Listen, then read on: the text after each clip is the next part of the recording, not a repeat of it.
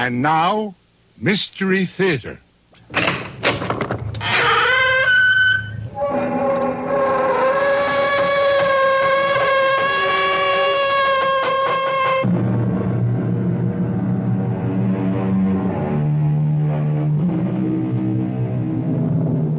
Come in. Welcome. I'm E.G. Marshall. Can the leopard change his spots? Asked the prophet Jeremiah. And his own reaction, of course, was no.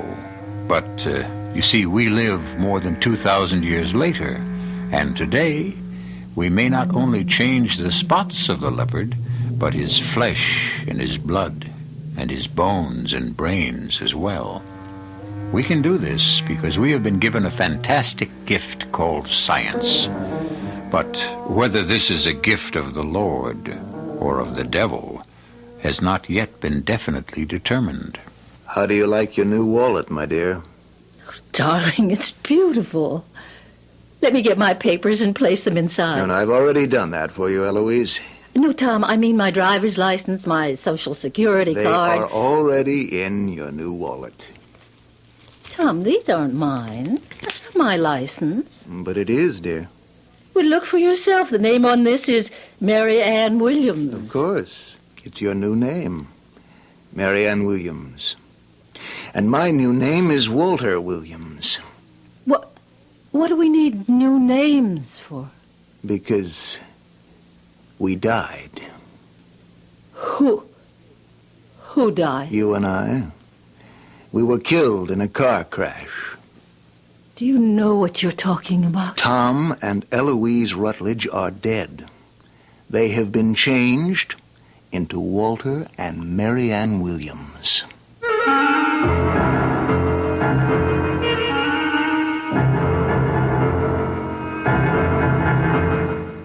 Our mystery drama, The Spots of the Leopard, was written especially for the Mystery Theater by Sam Dan and stars Anne Shepard.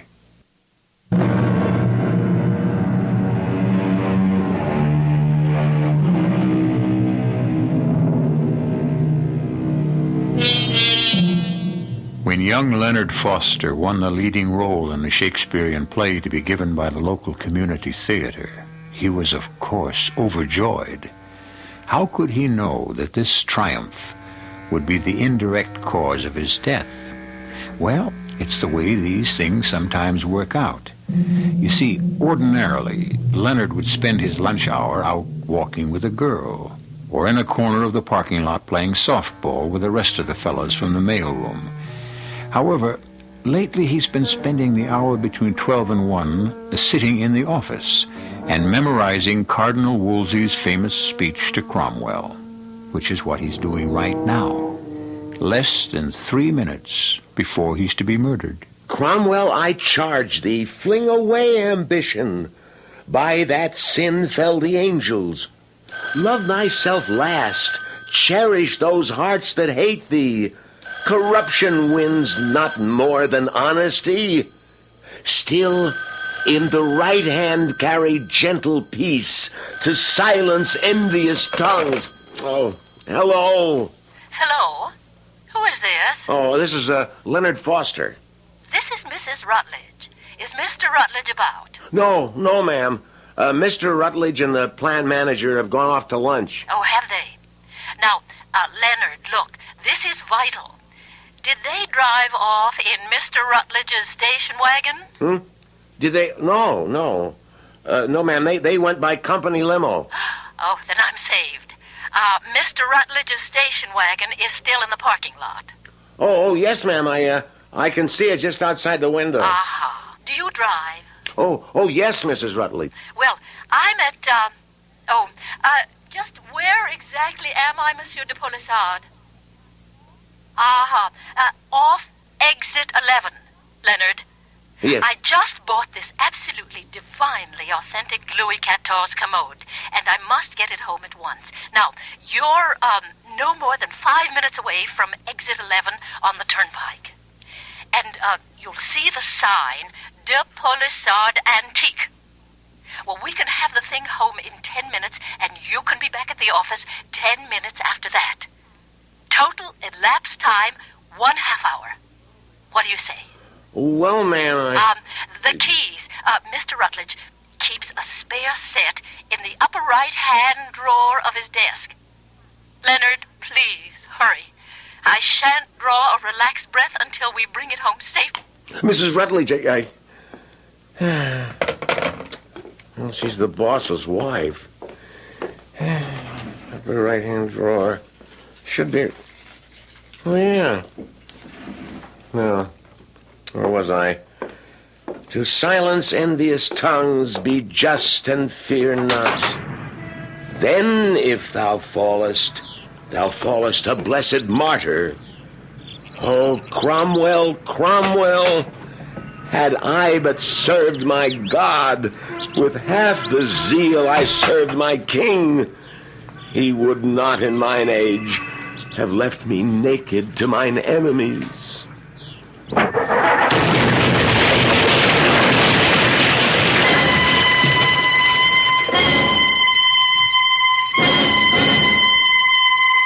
That bomb was meant for me, Mr. Atkins. There can't be any doubt about it. Well, why? Why did you allow such a thing to happen? Look, we can't be everywhere all the time, Mr. Rutledge. You came to me. You said, you, Tom Rutledge, you have a duty as a citizen. The underworld has been trying to move in on your industry. You have certain facts. I understand all that, Mr. Rutledge. Now, wait. Your testimony, Tom Rutledge, can place all these hoodlums behind bars forever. I said to you, I have been informed by certain letters, phone calls, even a visit to my office, that it would be suicide for me to testify. We know all this, Mr. Rutledge. And when I told you about all those threats, how can I describe your reaction? It was as if this whole thing were an opera, and you burst forth into a glorious aria about how the full force of the assembled resources of the U.S. government would always be on hand to shield and protect me. Well, where were you when a bomb went off in my car this new? We're doing the very best we can. Your best isn't good enough. I believed you. I came forward. I testified. And now... This young fellow, this Leonard Foster, why was he about to drive your car? I haven't the faintest idea. Would he have any reason for being in your car? None that I know of. Where would he get the key to the ignition? I couldn't tell you. Mr. Atkins, this has been a very... I wonder if you'd excuse me. After all, there's really nothing I could tell you. In just a moment, Mrs. Rutledge, I have a question I'd like to ask you. To ask me? Yes.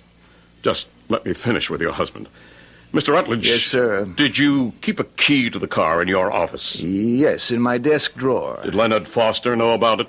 Well, I don't see how. But obviously, he must have gone to your desk drawer and taken the key. Why? Well, I don't know. Couldn't even guess. Mrs. Rutledge, the switchboard operator at the plant says you phoned at about 12:15. Oh? Oh, yes, I did. May I ask why? But to see if Tom might be free for lunch. I know, dear. You had told me before you left that you had this date, but I was sitting around the house. I was so lonesome. I forgot. I just picked up the phone. The girl at the board put the call through to your husband's office. You spoke to Leonard Foster because she heard him come on. Oh, yes. Yes, I did speak to the poor boy. And as far as we know, you were the last person to ever speak to him. Yes, I suppose I was. How did he sound to you? How? Well, I don't know. All right, I'd say. Can you recall the conversation? Yes. I asked if Tom were there, and he said no, Tom had already gone to lunch, and that was all.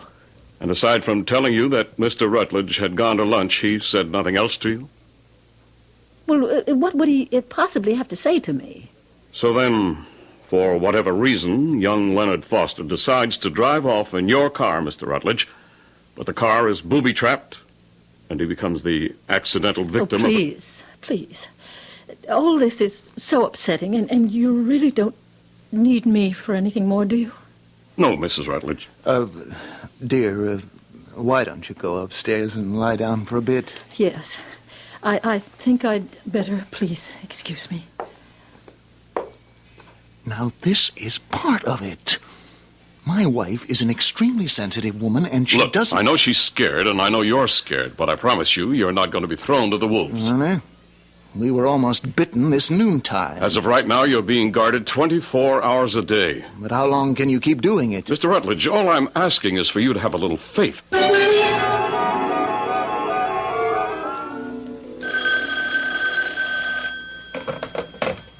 Yeah. Sparrow speaking. I know what you did. I also know what you didn't do. I read the newspapers. No. We'll just have to let it rest a while. We'll get him. Maybe not now, but we will get Mr. Tom Rutledge. They cannot afford to guard him forever, and we are very patient people. I'll let you know what I want you to do, when I want you to do it. Right.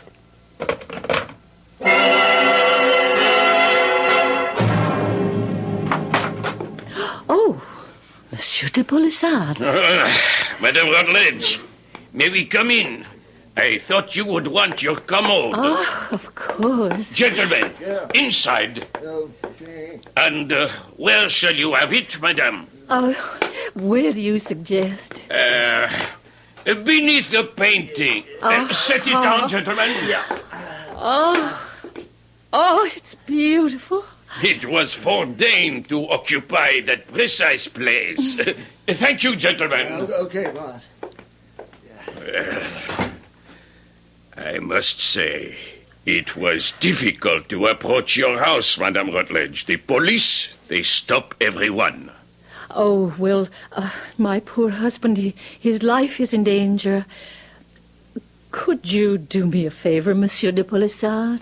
Madame, there is no other reason for my existence. I would like to give you a check. But certainly. For half the amount we agreed on, and cash for the balance. Whatever is convenient. Well, I would just as soon my husband didn't know how much I pay. Have no fear, madame. This shall be our little secret. Oh, thank you. Thank you, Monsieur de Polissard. Our second little secret. I beg your pardon? Yes, it is our second little secret. Our first little secret is concerned with that most unfortunate occurrence yesterday noon. What did you say? What did you say, my dear Madame Rutledge? Or, more properly speaking, what did you not say concerning that most regrettable episode? What are you talking about? You said in the newspaper account that you had called your husband's office from your home. Oh. We know that was not true. You had called his office from my shop. Further, it seems that both your husband and the police are completely mystified. They have absolutely no idea why that poor young man should have wanted to drive your husband's car. Now, you could have enlightened them. You must believe me, Monsieur de Polissard. I couldn't mention this because, well, I was so obviously the cause of that poor boy's death. He died because of me. I simply couldn't accept that kind of guilt. Please, Monsieur de Polissard, you said it would be our secret. What is the real reason, madame? There must be more to it. I assure you, monsieur. You placed me in a most awkward position, madame. You see, you are withholding knowledge from the police. You are aware this is illegal. My motives are not evil. If my husband knew that I had asked Leonard to run that errand for me, he would be furious. He said he would divorce me if I ever did it again. Did what again? If I ever used his employees to run errands or do work for me. Oh. I may have overdone it in the past. He does employ some very skilled mechanics, and I ask them to do various chores for me. He made me promise to put a stop to it, and I did. I gave him my solemn word of honor, so you see... Yes, my dear lady, I see. And that's why I simply couldn't afford to have him find out that I asked Leonard to do me a favor. My dear Madame Rutledge, you must have absolutely no fear. I told you this would be our little secret.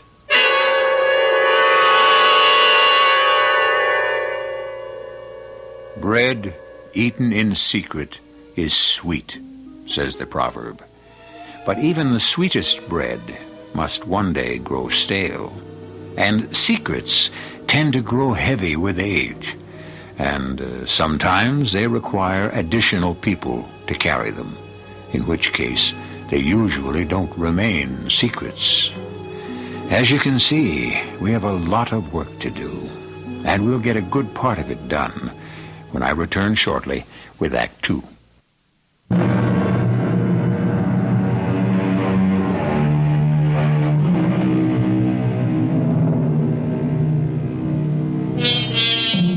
Very few people will admit they tell lies, because, as you know, truth is relative. And also, truth rarely gets you anywhere. After all, a politician who tells the truth seldom gets elected. And a lover who tells the truth usually spends his night alone. Eloise Rutledge takes the view that the important thing in this life is to get along, be happy, and not create any unnecessary problems. And so, if a bad peace is preferable to a good war, then certainly a good lie is better than a bad truth. Monsieur de Polissard, what do you want? What do I want, Madame Rutledge? Yes. Let's remove this mask of continental gallantry and... What makes you think I wear a mask?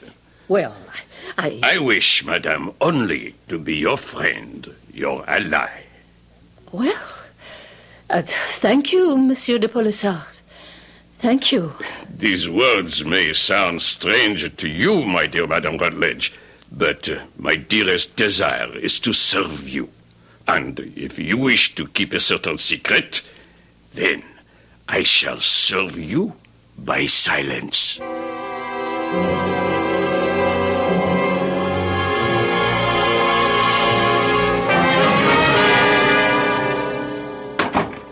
Tom.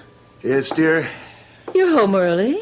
Well, we'd better have a long talk, Eloise. A long talk? About what? About our future. Well, that sounds serious. Yes. It's extremely serious. I just spent several hours with Mr. Atkins. The government man? Yes. We found out something about that bombing. These are clever and tenacious killers. They want me dead. I must die as an object lesson to everyone else who might consider testifying against them in court. Even the government cannot protect me and you against them indefinitely. Oh. Well, then, what did Mr. Atkins say? That eventually you'll have to be murdered? Yes. That's the truth. And we're just supposed to accept that? No, darling, we'll have to move. Move? We won't be any safer for it. These criminals have a nationwide organization. We'd be no better off on the other side of the country, even on the other side of the world. We would, because we will no longer be Tom and Eloise Rutledge. Who would we be? Who would you like to be? Any ideas for a new name?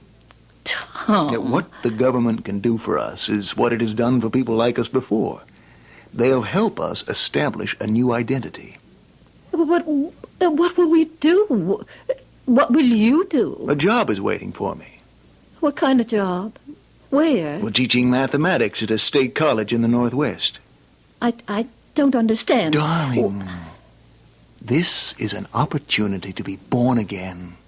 Start life all over. Live it differently. We'll have different names, different identities. Everything is being changed for us.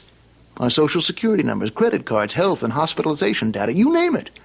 My Army discharge papers, every official document that has our name on it, our marriage license. What names will be on that? Pick out whatever you want. What do you think? Oh, it sounds it's exciting. Wait till I tell Uncle Alvin. No, you can't do that. Well, Uncle Alvin is my only... You can't tell anyone. Why? Well, it's the way it has to be. But we can't just simply disappear. Why not? We have relatives. We have friends. What are they going to think? Well, they're not really going to think anything.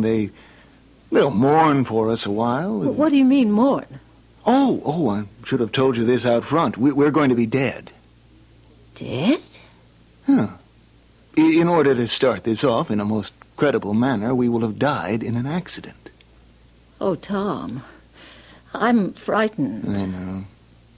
I know, dear, but unless I do it, I will be killed. It's my only chance.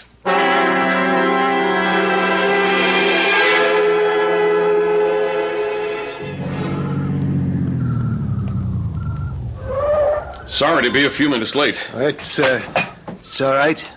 We had to arrange matters with the chief of the local police. Well, take a look. That's your new car. Like it? Oh, it's beautiful. I'll have the officers transfer your baggage from your old one to your new one. Frank, Smitty, start moving the luggage. Mr. Atkins, what's going to become of my furniture, my antiques? Well, they'll be part of your estate. As Tom and Eloise Rutledge, you had a will. Well, there isn't anyone in either my family or Tom's who has the proper respect for a valuable antique.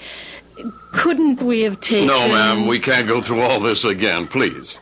Now, you were driving late at night. You went off the road and the gas tank exploded. You perished in the crash and were consumed by the flames. Oh, God, that sounds terrible. The police and the medical examiner will authenticate all these facts. You fellows moved all this stuff? Yeah. Well, okay. Now, here's a wallet for each of you. You are now Walter and Marianne Williams. Each wallet has your important papers, driver's license, credit card, social security number, everything you need. Douse that car with gasoline, fellas. Oh, Tom. Eloise, if you have any reservations... No, Now, listen, Tom. you folks had better start calling each other Walter and Marianne. Darling, that this won't be an easy thing for you to do. If you have any reservations, I could have been alone in that car. No, Tom. Walter, Yes, remember? Walter. My place is with you. My place is always with you. Okay, fellas, roll her off the road.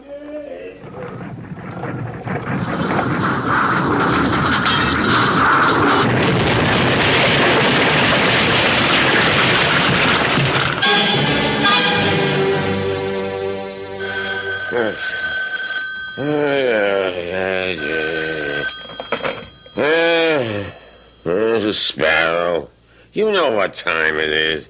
What? Is that a fact? They had an accident, huh? Car burned up. Both of them dead. Somebody seen the bodies? Not enough left to identify. Well, what do you know about that? I don't believe a word of it. It's a plant. He's on ice somewhere.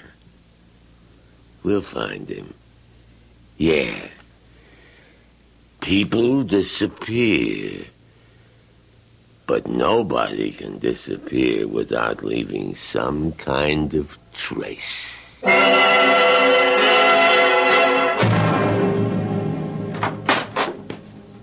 Oh, I didn't know you were home. Well, where would I be, Tom? Honey, my name is Walter. In the privacy of our own home, I can call you Tom. But I'm not Tom anymore, and unless you call me Walter all the time, you'll forget and call me Tom when we're out. When do we ever go out? We could go out every night in the week. We could have a full social life. Some social life. Darling, there's some very fine people up here. Do you know the sole topic of conversation here? You have exactly two. It depends on the season. Now, you're being unfair. In the summer, it's horses. In the winter, it's skiing. And there isn't an antique shop within 200 miles. Well, now, that's not true. There are plenty of shops. Oh, sure. If you're interested in old branding irons, I'm talking about antiques. Well, it's not the East, I admit that. Look at my home. There isn't a decent piece of furniture. No, I should have known better. I should have realized that this would mean no life for you. Oh, Tom. Walter, I'm sorry. The important thing is we're together. Together. That's all that I care about. Yes, that's the important thing. And it's just about the only thing we'll ever have, being together. I miss other things, too. The theater, the excitement of the big cities, the museums, galleries, restaurants. Oh, please, don't even mention Both of us, we were brought up to live that way. I'm sorry. I'm sorry, dear. Don't be sorry. I'll manage somehow. I wish I could buy you an antique. A chair and a table. Nearest place where we could even hope to see anything that you would consider an antique would be San Francisco. I don't think it would be prudent for us to be seen in San Francisco. No, I guess not. I'm sorry, dear. I'll just have to live with it somehow.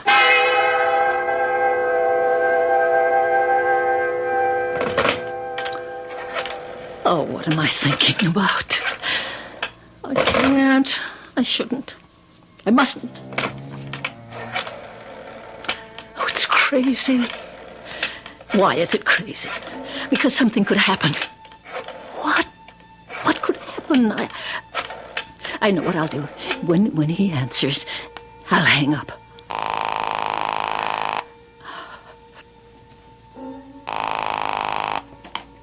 Good day. This is the shop of Jean-Pierre de Boulessard. How may I serve you? Hello? Hello? Is anyone on the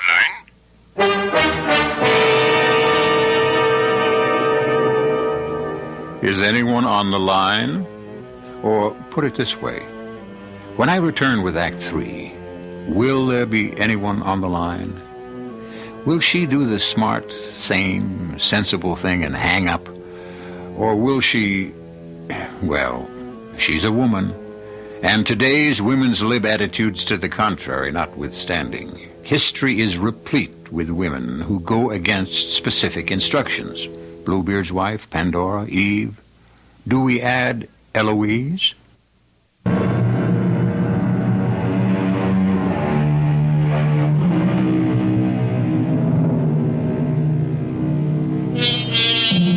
Let us say your name is Jean-Pierre de Boulessard, and you are a respected dealer in antiques.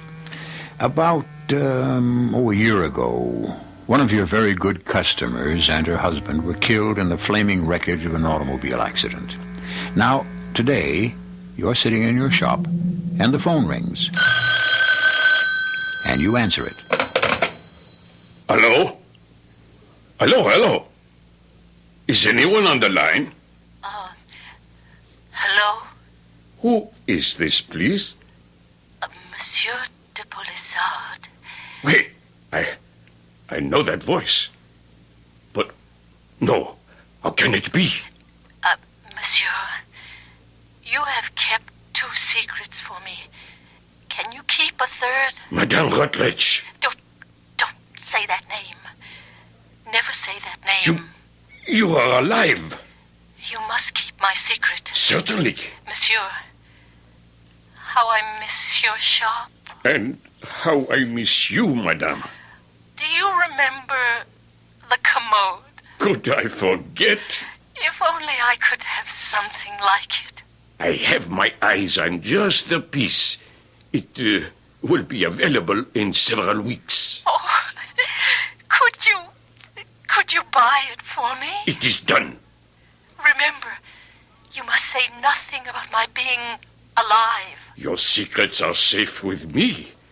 Where shall I send this? My husband had just come in. I have to hang up. I'll call you again when I get the chance. Madame.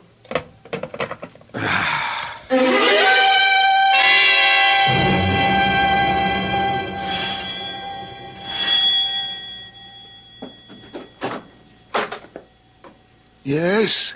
I'm looking for Tom Rutledge. We were in Korea together, and he said, if you ever find yourself in or around New York, come see me. So I've come to see him. You were a friend of Tom. Oh, I was better than a friend, a buddy. Won't you come in, Mr. A sparrow. Thank you.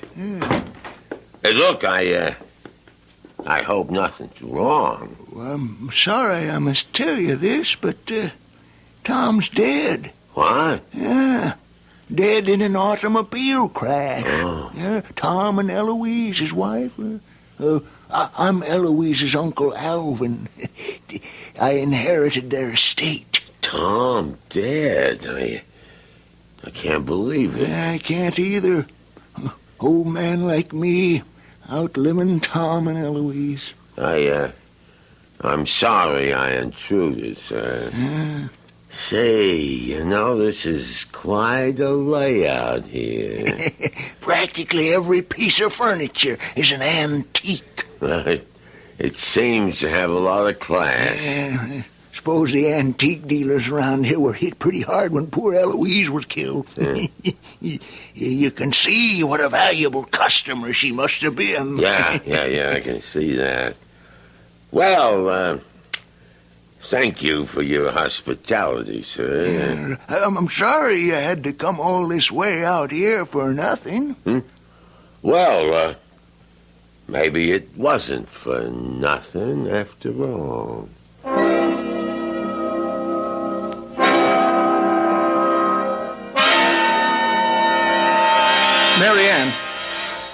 Marianne! Ah, damn it. It's Eloise! Come in here, Eloise! What's the matter, darling? You tell me. Why are you so angry? Look at this. What are you talking about? This telephone bill. Well, what about it? You made a long-distance call to New York, to Westchester County. There's the area code, 914. Oh. But is that all you can say? Oh? But, Tom, this person is absolutely trustworthy. That is not the point. You're not supposed to be in touch with anyone at all for any reason. That was the agreement. Whom did you call? I called my antique dealer. Oh, good Lord. I can trust him. What does he know? Tell me. Well, I guess he knows I'm still alive. Oh. But he won't tell anyone. He promised. Does he know where you are? No, I didn't tell him. Does he know your new name? No. Eloise! No, it doesn't matter. It's the way you are. You can't change. Oh, Tom, please. You simply cannot keep your word. I can't become angry about it. It's a sickness with you. Darling, go back home. But this is my home. Go back east where you'll be happy. They don't want you. They want me. I'll take off. Go somewhere. They'll never find me. Tom, please. I don't know what gets into me. Well, whatever it is, darling, we can't live with it. But I can't live without you, Tom. So whatever it is, I'll fight it. I won't give in to it, to myself anymore. I won't, Tom, please. This time, believe me. All right, darling, all right. I'll try to believe you. But, darling, you'll have to call me Walter.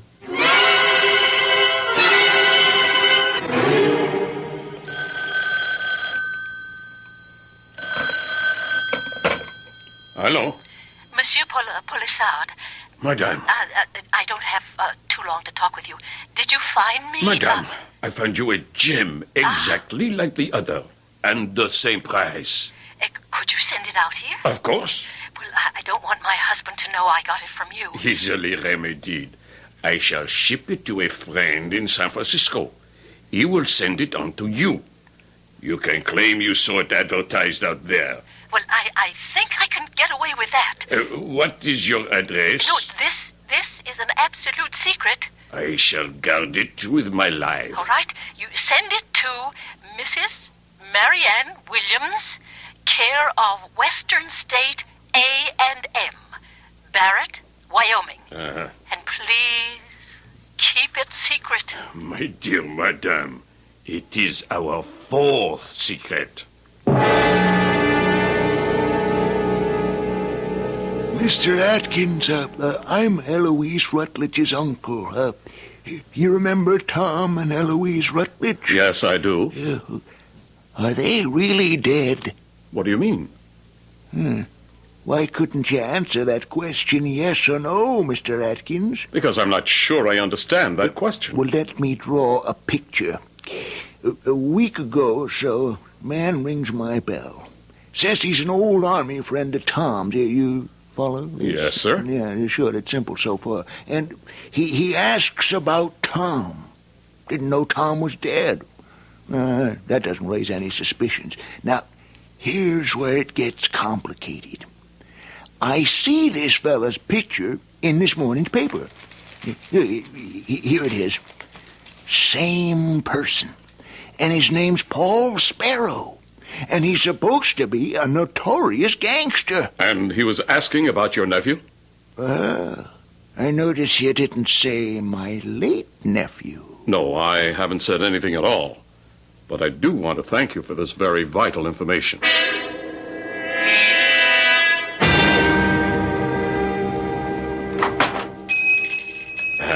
Good day to you, sir. Welcome to the establishment of Jean-Pierre Polissard. Well, if it ain't Benny the Frenchman. Hello, Sparrow. And look at you. New racket? I have gone straight. Is this stuff on the level? Or did you hammer it out in the back room? I told you, Sparrow, I have gone straight. All the way. Well, I'm looking for a dame. Aren't we all? She'd been a good customer of yours before she died. If she died. That is quite a description. Yeah.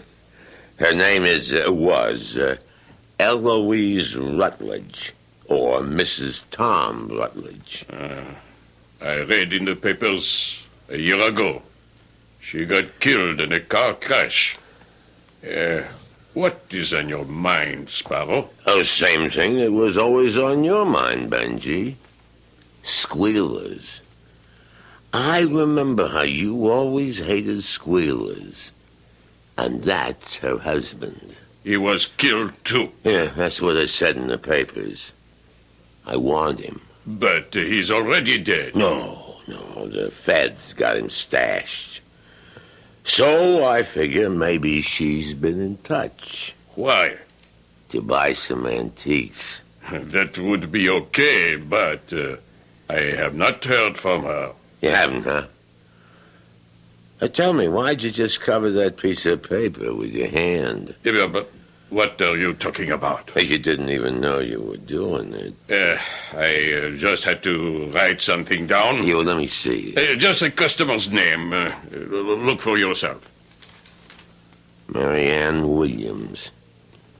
How come you got a customer all the way out in Wyoming? She likes antiques. You know what I'd like to bet? That this Marianne Williams is Eloise Rutledge. You would lose. Well, it's worth a trip. You want to waste your time? Go ahead. Look, I trust you, Benny. Is she or ain't she the dame I'm looking for? She is not. Okay, pal. That's the last word.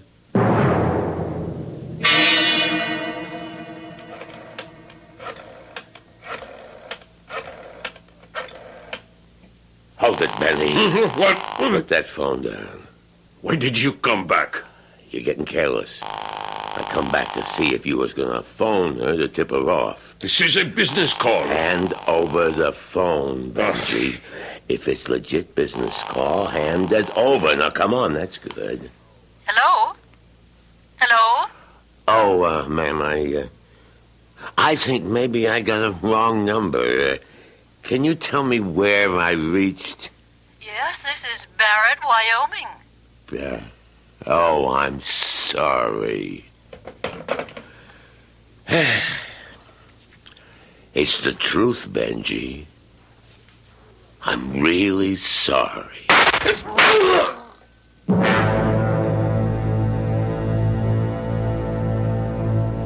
Darling, sit down. What is it? You told me you saw the ad for this antique commode in a San Francisco paper. Well, yes. Mm-hmm. Would you have kept the ad by any chance? No. No, I don't think so. Let me tell you why I don't think there was an ad. What do you say? Now, wait, I haven't said it yet. In the bottom drawer, I saw an old and faded sticker. Do you know what it said? De Polisard's Antiques, Larchmont, New York. Well, maybe he did own the antique originally, and then he sold it to this dealer. About a month ago, you called him. I did? Mm-hmm, and at that time, you swore to me that you didn't give him our new address. Well, I didn't. Did you call him since?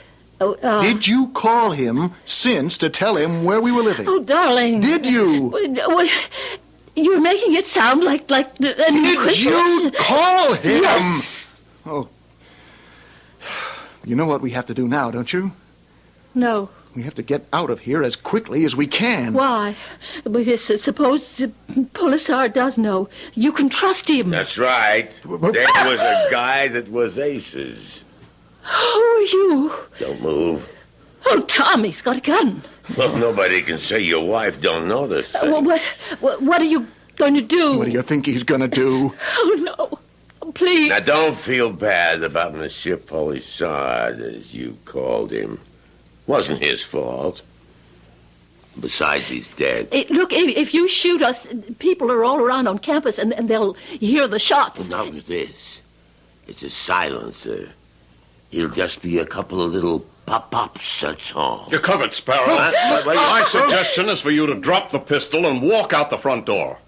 Well, that sounds about right. Drop it. Oh, Mr. Atkins. Oh, Tom. I'm so sorry. You folks will just have to do it again. You can't stay here. Eloise, I don't know if I can go through it again. Let him get me and get it over with. Oh, no, darling. No, trust me. Trust me. I really learned my lesson. Eloise, can I really believe you? Yes, darling. Yes, this time you really can believe me.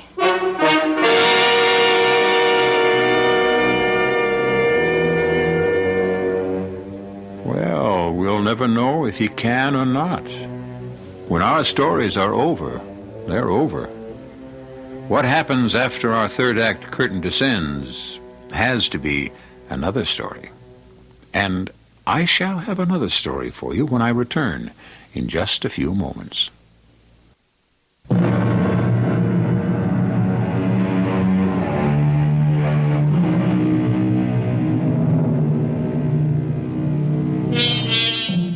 The delicate balance between a lie and the truth. What is it? It's an entire dimension that is neither true nor false, but something somewhere in between. It's a place of shadow and mystery. And let us say it's that never land where the leopard, and indeed all of us, try to change our spots, or whatever. Our cast included Ann Shepard, Russell Horton, Gil Mack, and Leon Janney. The entire production was under the direction of Hyman Brown.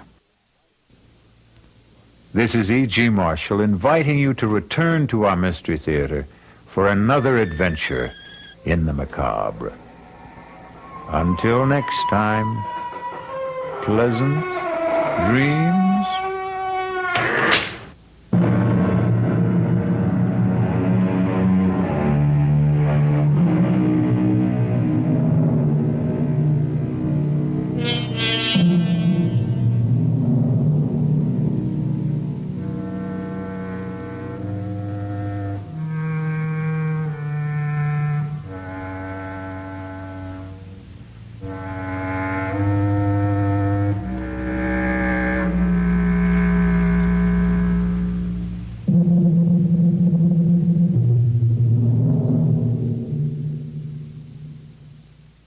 Mystery Theater.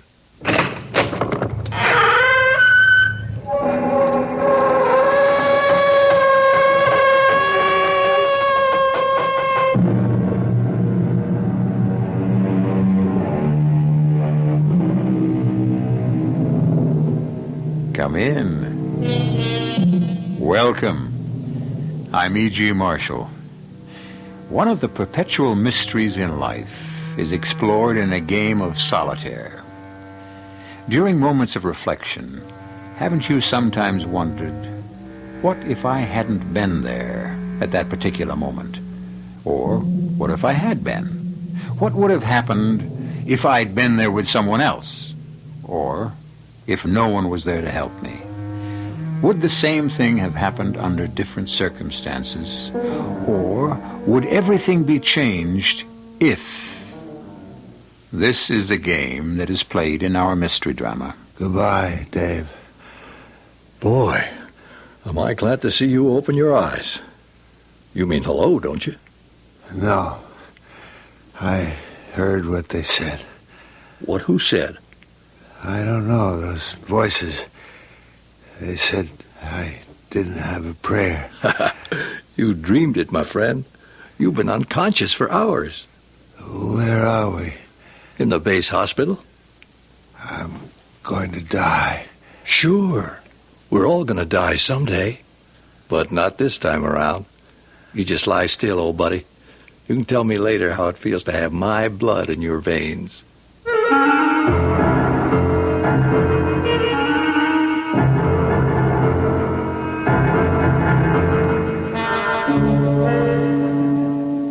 Our mystery drama, Fateful Reunion, was written especially for the Mystery Theater by Elizabeth Pennell and stars Robert Dryden and Jennifer Harmon.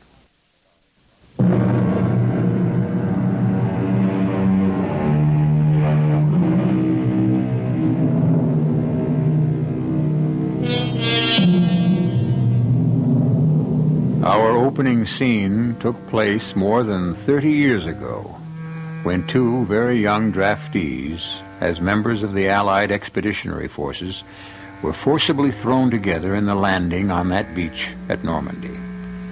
Since then, their bonds of friendship have never been broken. Now, middle-aged men, they have gone their separate ways. But over the years, one solemn promise has always been kept. No matter what's going on in their lives or where they are, they meet for a reunion on June 6th, D-Day. I thought I was a goner that time for sure. You saved my life, David. Blood saved your life. If it hadn't been mine, it would have been someone else's. Oh, but you were my buddy. Damn right I was. After you'd saved my life. Hanging upside down with my parachute all tangled up in that tree. I must have looked pretty funny. You did. I thought you'd never find your pocket knife. Well, raise the glass. Happy 31st reunion. Ah, good Lord, Dave, what's happened to time? Can you believe that many years have gone by? In some ways, I can. An awful lot has happened. How things been going with you in this past year, Gary? Oh, can't complain. Lucy's a jewel, as always. Although I realize I won't have her much longer. Nonsense.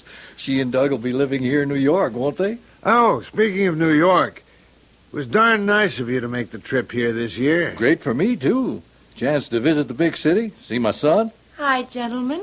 and your charming daughter. Uncle David. How good to see you.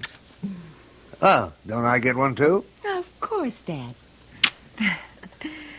Guess I'm supposed to say Happy D-Day, but I'm not going to. What's wrong with a couple of old army pals getting together? Everything. Now, don't knock it, Lucy. Without our yearly get-togethers, you, my dear daughter, would never have met a certain young man who happens to be my best friend's son. I give up. Incidentally, where is my son? Oh, I meant to tell you. He's working late. I'm going to meet him at the office, and while you two are having your own party, we're going to one. But not in honor of D-Day. Well, I suppose other things did happen on this date. Like last year when Doug and I got engaged. But please stay right where you are while I get dressed. Before you take off, I want to use you as guinea pigs.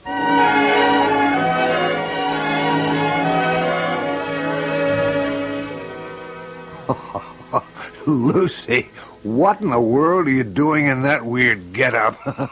Can you guess what I'm supposed to be? Well, the headgear and all those beads make you look like a gypsy. Right. And what do you think I have under this striped scarf? Well, if you're a gypsy, it must be a crystal ball. Right again. Voila! Why, that's no crystal ball. It's a computer. Also correct. The 21st century's answer to the all-seeing eye of past, present, and future. Yeah, I'll bet. No, really. It's fabulous. Doug's been working on this for a long time. Well, I know he works on computers, but why all the gypsy stuff? Well, we're going to a fundraising thing where I'm supposed to tell fortunes. And believe me, our booth is going to bring in $1 million. Well, I'll admit your costume is startling, but... Not the costume, Dad. This gadget. You've never seen anything like it. Looks like most calculators are small computers to me. Oh, but it's not. This is a truth machine. Oh, I see it has a tape. That's handy. Shows how it works. Well, I'll have to put on the big act. Ah, mighty computer, it is Madame Lucy who calls you.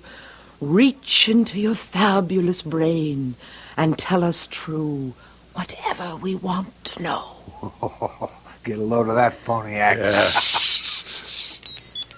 The gentleman to my right, tell us his first name, color of his eyes, and the color of his hair.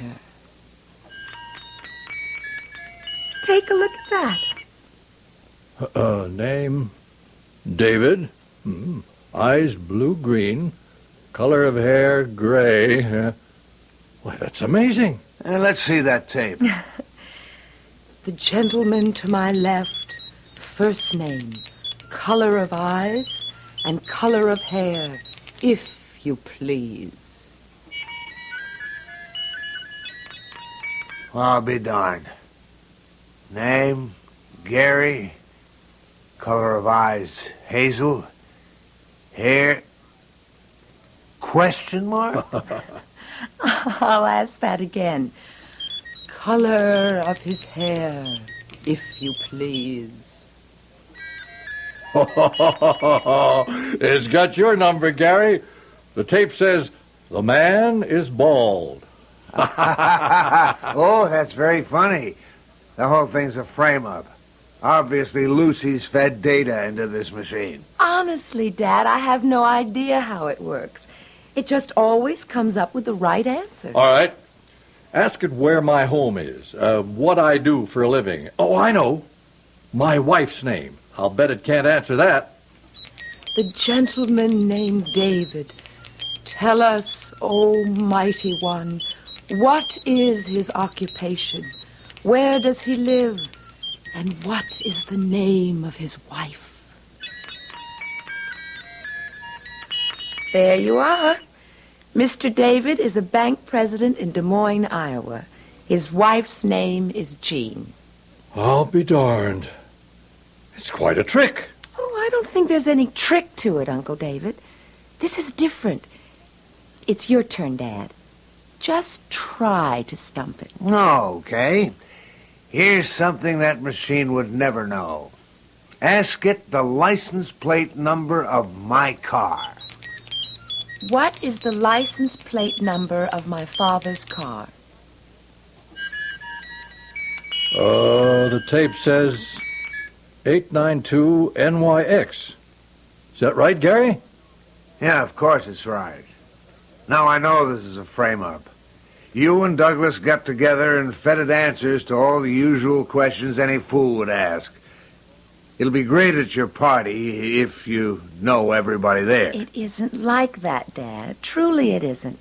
Why, this computer can actually predict. No, not predict, but actually tell what will happen in the future. Aha. All right, let's test its brain power on that score. Ask where our reunion will be held next year. Yeah, that's a good one. Mighty computer, where will Gary and David meet for their next D-Day reunion? Here, I'll tear off the tape. You read it, Dave. What does it say? It says, there will be no reunion next year. Now I know it's a hoax. I don't understand. How can you say that? Well, I'm beginning to agree with you, Gary.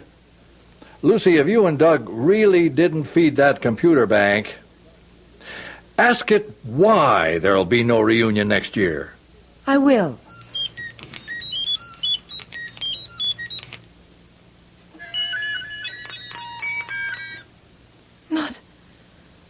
Not that. Well, what's the matter, Pat? Oh, it's come out all gibberish. The machine must have jammed or something. I'll have to ask Doug to unscramble it. Sounds mighty suspicious. I'll take that computer business up with my son tomorrow. Right now, can we drop you off in our cab? No, thanks. Doug won't be through for another hour. Oh, give me a big hug, both of you. I hope you have a wonderful evening.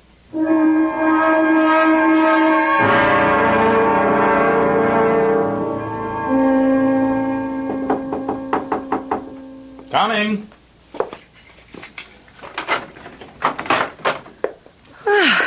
You certainly have a complicated lock on that door. Oh, just security measures. We close up tight at 5:30. How are you, love?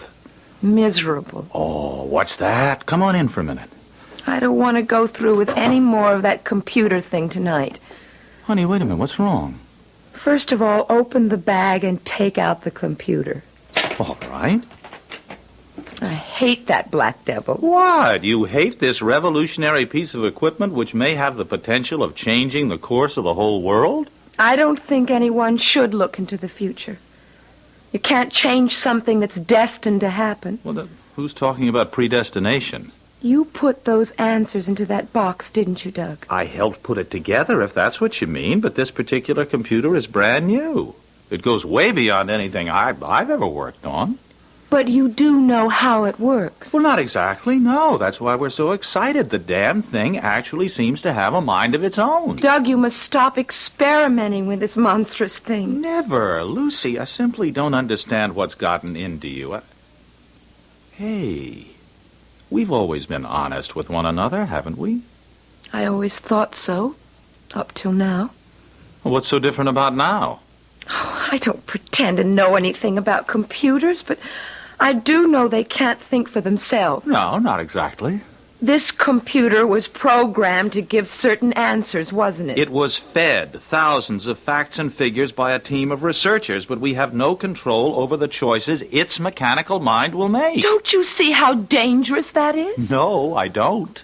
Well, fortunately, our fathers both thought it was a hoax. Oh. Something happened when you used the computer today, didn't it? Didn't it? Oh, Doug. They wanted to know the answer to the question, where will they hold their reunion next year? Oh, those old soldiers, wouldn't they just? Don't laugh, Doug. You ask it that question. Go ahead, ask it. Okay. Where will my dad and Lucy's dad hold their usual reunion next year? Go ahead, Doug. Read what it says. There will be no reunion next year. Huh. What do you know? Don't you see? They said it was a frame-up. They accused us of collusion to try and keep them from having a D-Day meeting. Did you do it, Doug? Lucy, I swear I had nothing to do with it. Oh, come on. There's nothing to get so upset about. Only there is. Because they asked one more question. And I got an answer which I refused to accept. All right. What was the question? You ask it. Go ahead. Ask the machine why there will be no reunion. Okay. All right. Please, God, the answer won't be the same as it was the last time. All right. Let's see. Oh, no. The tape says, because one of them will be dead.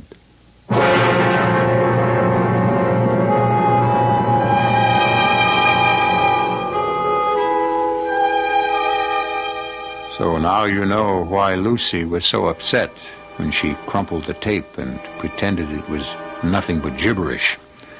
Well, perhaps that's all it really was. Computers have been known to get things mixed up, just the way people do. On the other hand, this computer may be right. One big difference between computers and people is the psychological effect an idea can have when it is implanted in the human brain. We'll learn more about that when I come back very soon with Act 2.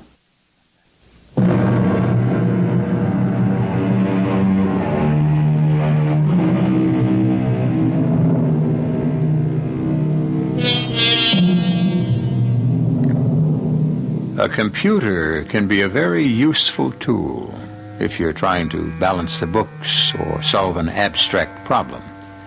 And the idea of a computer which could figure out human problems seemed like an innovation to be highly desired. But right now, a young technologist is confronted with a whole new aspect of the mechanical brain. It is unsettling to be told by a doctor, a fortune teller, or even by a robot that someone dear to you is going to die. You don't believe that, do you, Doug? I don't want to believe it. Well, somebody must want to frighten us.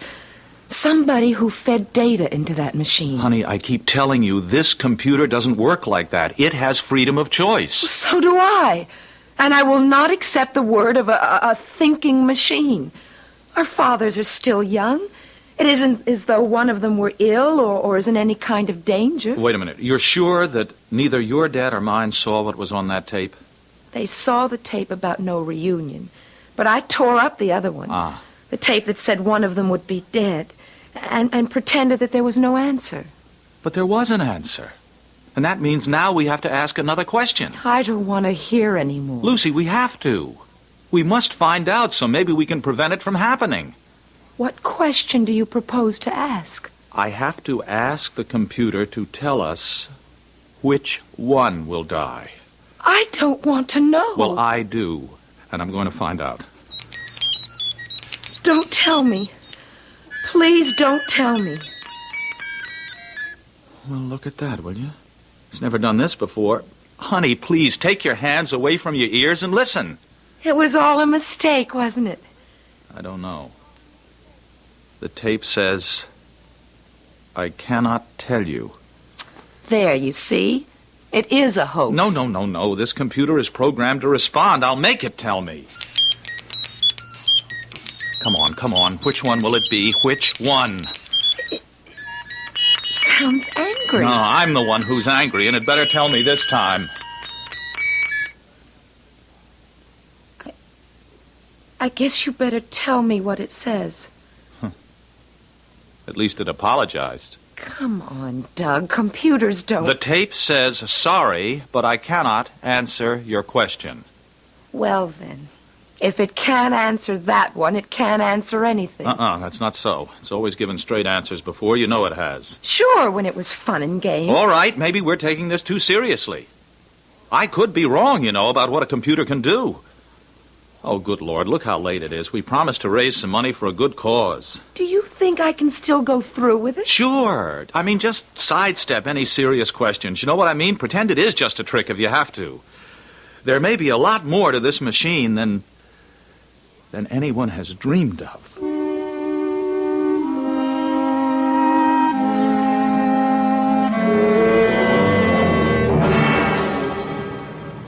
Taxi! Taxi! You did say we're going to that place where the food's so good. I hope it's still good. Haven't been there for years. Hey, cab! Get in, Gary. Thanks. Hey, where to? Hey, you know the restaurant, Monsieur Henry's? Sure, fancy French place, otherwise known as Mr. Henry's. Old times coming back. He reminded me of someone. Yeah, who? That little French nurse. One with the big brown eyes. Whatever made you think of her? Wait a minute. We're going in the wrong direction. He's taking us uptown. Can't prove it by me. I never know north from south in New York. Driver, where are you going? Well, you said Monsieur Henry's, didn't you? Yes, it's on 52nd Street. I never heard of it being there. The only one I know is on East 86th Street. Well, that's not where we want to go. Go back to 52nd between 5th and 6th. Well, you should have told me sooner, mister, but there's a two-way street coming up. Maybe I can still make the light. Watch out for that truck!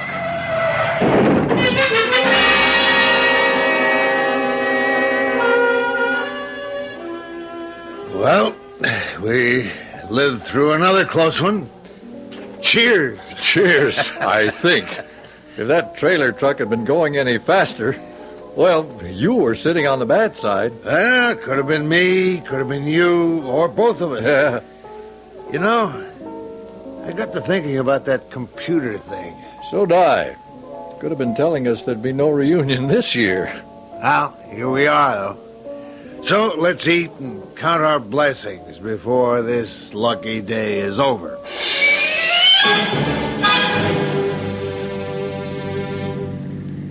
Madam Lucy, you were sensational. Not much thanks to your marvelous computer. When the tapes came out blank, I had to make up the answers. Well, you're a born fortune teller, that crazy computer. Almost as if it refused to operate because I'd insulted it. Okay, tomorrow, back to the drawing board. Hey, I have an idea. Let's pick up our dads. They've had enough time to hash over the old war stuff. All right, do you know where they are? Turn here. They used to go to that French restaurant. Oh, what's the name? I think it's in the next block. Oh. You mean up there where all that crowd is? Why, yes. That's where it used to be. Oh, honey, I don't want to get mixed up in all that mess. I mean, it looks like police cars and an ambulance. Oh, Doug. I have a terrible feeling. Drive up there. Well, honey, I can't. Look at it. The block is jammed. That's their restaurant. And something's happened. Now, Luce, baby, take it easy. Can't you get any closer? With all those cars in front of us? The ambulance is pulling away. And there go the police cars. Look, Lucy, I think you picked the wrong block. That's no French restaurant. Why, no, it says Club Shenandoah. Well, then, let's go on to your apartment, okay? No, Doug, we've got to find them. But if you don't remember where that restaurant is... I do remember. It was right here. The name's been changed, but this is the same place. We've got to go in and see if they're in there. It's all right, folks. Excitement's over. Enjoy your supper. Have a round of drinks on the house. Music for dancing until 3. Yes, sir. Table for 2? Actually, we were just looking for some people. Lucy, I don't think they'd be in a place like this. Well, it's not the way it used to be, but you know how they are for going back to their old haunts. Okay. There's another room out this way. And if you find your friends, we'll be glad to give you a big table. All right, thanks. This doesn't look like their kind of crowd, but what if... Honey, look, let's get out of here, all right? Wait. That ambulance. What if it had something to do with them? Your imagination is running wild. Now, come on, let's go. Not yet. Maybe you folks would like to stop at the bar? No, thank you. But if you haven't been to the Club Shenandoah before, What happened here before we came in? Oh, don't worry, lady. We run a nice place here. It was just an unfortunate accident. Could have happened anywhere. Well, there was an ambulance. Someone must have been sick or had an accident. It was just his tough luck. Whose tough luck? A man got hurt. Wait a minute. Who are you, lady? Somebody from the press? No, but I have to know who was hurt and where they've taken him. Well, how should I know? Come on, Lucy, let's go. No, it's important. We just want to make sure it had nothing to do with our friends, you know? Well, there were these two young fellas at a table over there. And to tell you the truth, I didn't like the looks of them from the time they come in. Well, see, now you can relax, Lucy. They were young fellas. Now let's go over to the bar. Not till I find out some more. Lady, you must be an ambulance chaser. What a dreadful thing to say. I hate violence. Well, these two characters got violent. You mean they had a fight? They got in an argument. None of my business to know what it was about, but one of them picked up a steak knife. I guess I don't want to hear any more. Of course, I'm not sure he would have used it. That is, if the old guy hadn't interfered. What old guy? Well, maybe not old, but there were these two middle-aged men sitting at the next table. What did they look like? Oh, conservative-looking gentlemen. Nice, quiet customers. Go on. Well, Go yeah, on. You understand, I wasn't right there. I didn't see what actually took place. Not till somebody yelled, "He was stabbed." Well, it seems these two older guys got very upset when they saw the young man waving a knife. So one of them jumped up and tried to stop him. Oh, no. Maybe it was a brave thing to do, but to my mind, it was pretty stupid. Well, wouldn't you have tried to stop him if you'd been standing there? No, I wouldn't have tried to knock the knife out of his hand the way that man did. Oh. But which one got hurt? And the young fella just sort of automatically slashed out at the older guy. Was he No, he wasn't dead when they took him away, if that's what you want to know. Where have they taken him? Well, to a hospital, of course. Oh, I wouldn't know which one. And the other man, I mean, the one who was with him, where's he? The other older fellow went out with his friend. Oh. And the two young punks were hauled off by the police. Well, you must have the names of these people. Look, if you're not the police or the press, get off my back. You can read all about it tomorrow morning. Please, we just want to know for sure. Lady, I only work here. The proprietor's gone with the police to make a report. I tell you, I never saw any of these guys before. None of them were our regulars. This man who was slashed, surely you know what he looked like. Sort of heavy set and bald. My father.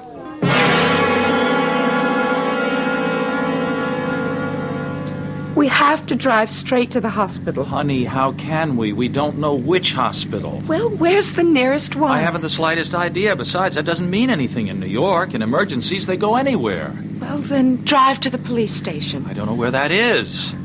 Find it and hurry. Lucy, please. You've gone off the deep end. Well, how would you feel if it was your father? Oh, what an idiot thing to say. They're both so close to me, I'd be undone if anything happened to either one of them. But something has happened, Doug. I know it. Oh, honey, you've jumped to a big and frightening conclusion without any proof. Two men, one of them bald? Yes, there could be thousands out on the town. Where are you going? Oh, there's nothing we can do except get to a telephone and wait.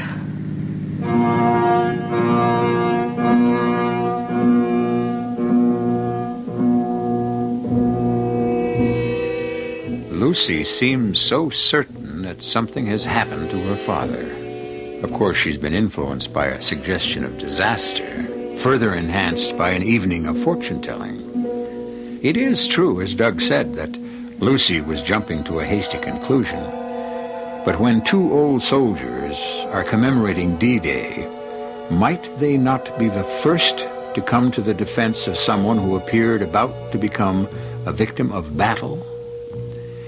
We have another premonition to be shared with you presently when I return with Act 3.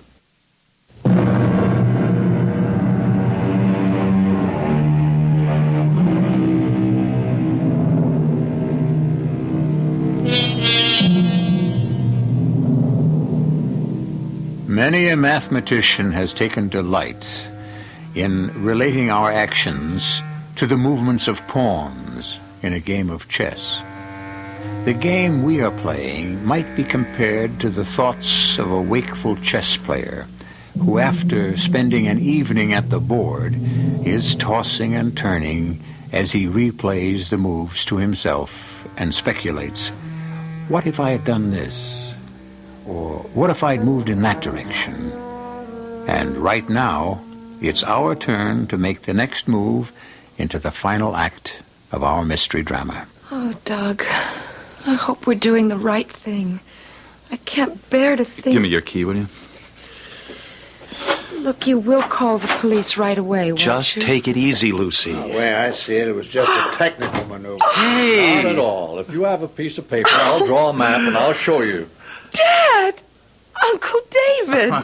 Well, good heavens, who'd you expect? Hi, Dad, Uncle Gary. Wow, are we glad to see you. Your enthusiasm is overwhelming. Well, you're all right, aren't you, both of you? Well, of course we're all right. But how did you know about our accident? Accident? I'd call it more than that. The knife. Oh, Dad, why did you do it? What knife? Why did I do what? Well, the man in the restaurant said that you... What's the matter with you two kids? They told us at the Club Shenandoah. Club Shenandoah? Well, where's that? But Gary, that's the place we didn't go to. Oh, the terrible-looking spot that used to be Monsieur Henry's. Yes. Yes, weren't you there? That honky-tonk? We took one look and then found a nice quiet spot over on Madison Avenue. But, Dad, Uncle Gary did say something about an accident. Oh, a minor skirmish in a taxicab. You weren't hurt. Well, I had a bloody nose. And I got a crick in my neck. But what's that to a couple of old war horses? Now, come on, you long-faced characters. This is an evening for celebration. It certainly is.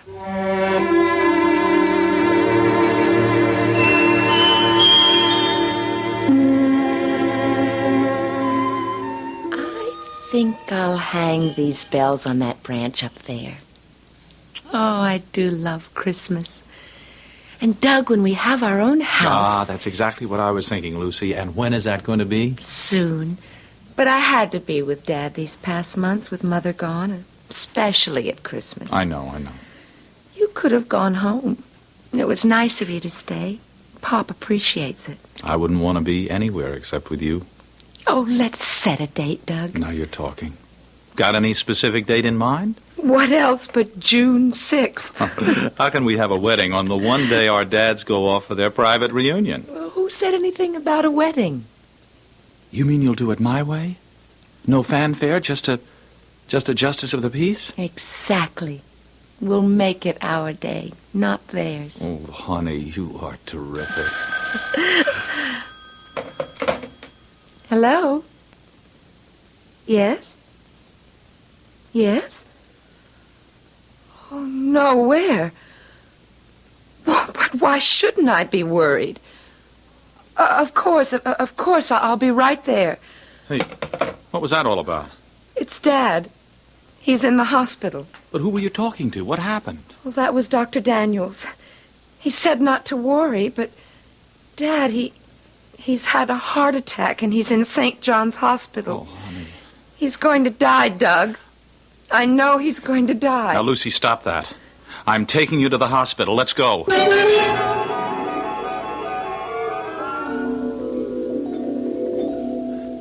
Promise you will sound cheerful, Lucy. You heard Dr. Daniels. I can't get it out of my mind. Now, forget your premonitions. Dr. Daniels said your dad is in better shape than either one of us, and that if he takes it easy, he can live to be 100. Oh, okay. Dad? Well, come in, sweetie. I'm sorry to pull a stupid stunt like this on Christmas Eve. How are you, sir? I'm fine. Oh, Dad, how can you say that? Well, I guess I've just been working too hard. Doc says after a few days' rest, I'll be back in top form. I'm going to stay here with you. Nonsense. From the looks of the nurses around here, I'm going to have a ball. Uncle Gary, I'm going to call my folks for Christmas. Shall I tell Dad that you're in the hospital? You tell him just one thing, my boy. that I'll see him on D-Day.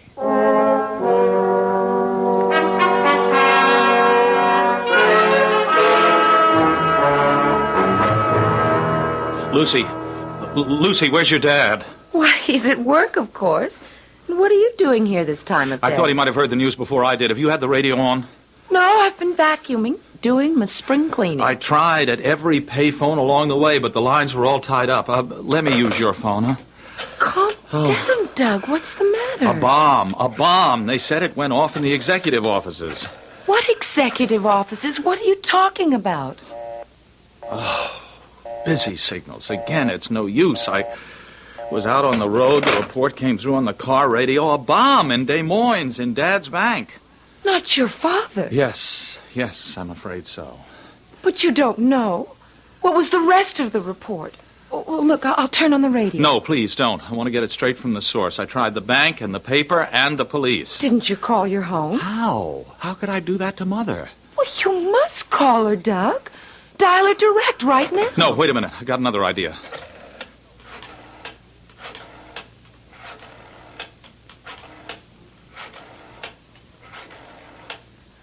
Hello?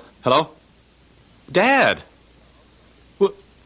Well, yes, on the car radio. I was out of the office. I've been trying desperately to reach you. Are you all right?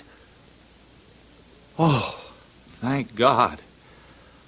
Well, yes, as long as you're okay, that's all that matters. Give him all my love. Lucy sends love. Right. Okay, Dad, goodbye. Whew. Boy. You see? You should have taken the advice you gave me. Don't jump to conclusions. Well, I know, but this was such a near thing, honey. He has a cold. Mom made him stay home today. He'd been trying to reach me to tell us not to worry. And he said to tell your dad he'd see him on D-Day.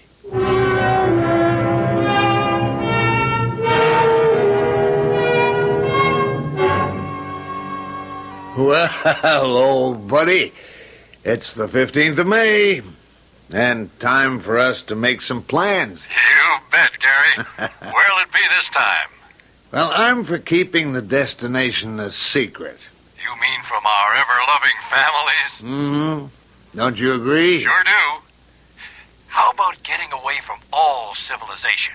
Well, it suits me. Any ideas? Yep, I got a dandy. What about up at the lake? That Wisconsin fishing lodge where we went one summer. Hey, that's beautiful. But it's pretty inaccessible without a private plane. We'll get one. You still flaunting that pilot's license? You better believe. If you'll come more than halfway, we can rent a plane in Chicago. That's great. We better meet on the 5th, if you can get away. Nothing's going to stop me.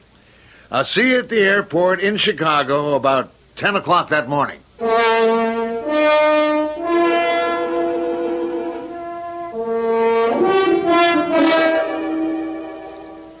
Doug, you're just in time for lunch. 1 whole week of glorious vacation. And you know, I didn't tell a soul that we're getting married tomorrow. Well, I don't think it's going to be a surprise to anybody. Least of all our dads. Oh, Doug, I'll be so relieved when tomorrow's over. Hey, wait a minute. Oh, honey, I don't mean us.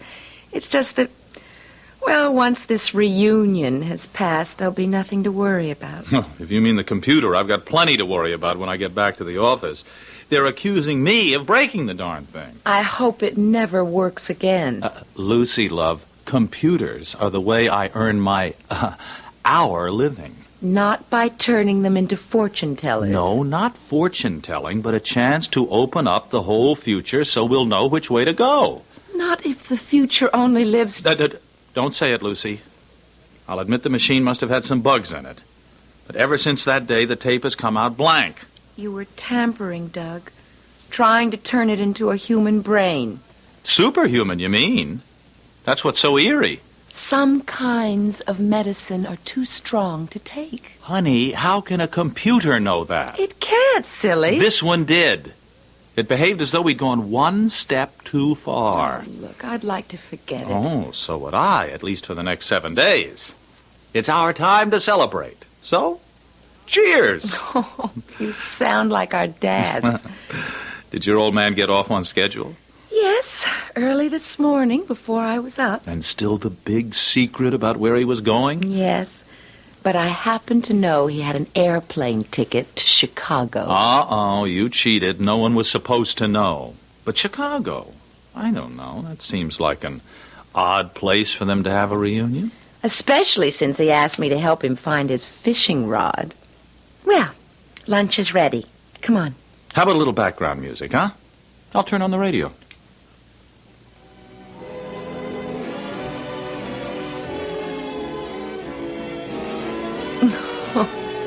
Why is it that you can always get a station with music, while all I ever get We is... bring you a special news bulletin. Uh-oh. Shall I try again? No, leave it on. Let's eat. A report has just come in of the crash of a private plane in an Illinois wheat field.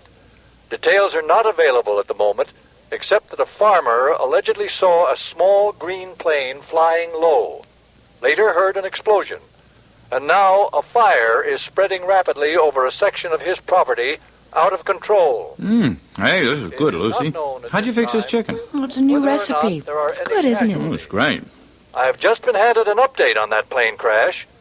Checking with the Chicago airport, we have been told that a small green Cessna took off from there this morning. Yeah, you know, Dad used to have a green Cessna.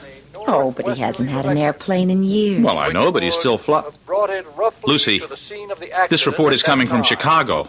Oh, it couldn't. And here is still No, a it further couldn't. report on the tragedy. We do not know the names of the victims, but it has been established that the plane had two occupants. The pilot, who was known to airport officials as the flying banker from Des Moines, and a male passenger. Oh, Lucy. Repeat, Oh, the of pilot, course. who was known to airport They were officials going to as that- the flying banker That from Des lake Moines, in Wisconsin. and a male passenger. We will bring you further developments as received by the newsroom. It is assumed that both men have perished. Dear God. Oh, no, this time it really happened. There can't possibly be any doubt. And absolutely no way that we can help them. That damn computer. It knew. It knew, you see. It knew there would be no reunion. But I'm glad it was wrong.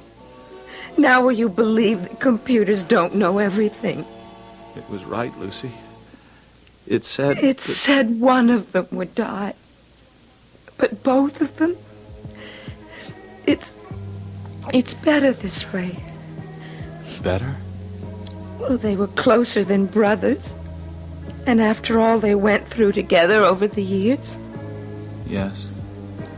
Yes, I suppose if they'd had their choice, it's what they would have wanted. We interrupt again to bring you further information on that plane crash in Illinois. Names will not be released until after the next of kin have been notified. But our report goes on to say that, incredible as it seems, there is one survivor.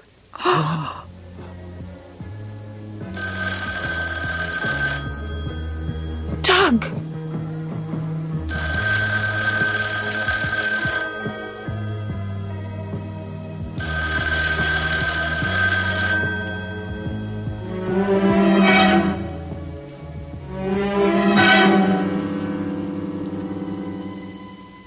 Which one? But that is not our story. Two men met in a moment of violence when either could have died, but both were spared that time, until finally, for one, came the inevitable.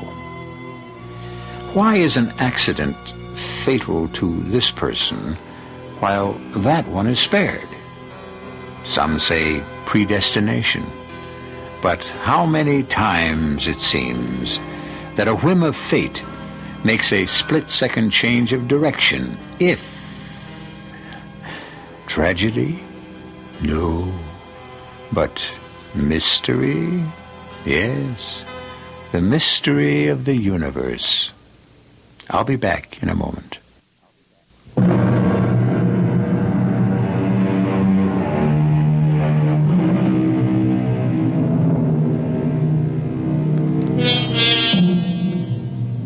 Some predictions turn out to be true, but it has never been proved that this is anything but happenstance. So I urge you to refrain from looking into a clouded crystal ball and look forward to a long and happy life. For no one, not even a scientifically programmed computer, can cope in advance with an unanswerable question. Our cast included Robert Dryden, Jennifer Harmon, Ken Harvey, and William Redfield. The entire production was under the direction of Hyman Brown. This is E.G. Marshall inviting you to return to our Mystery Theater for another adventure in the macabre. Until next time, pleasant dreams.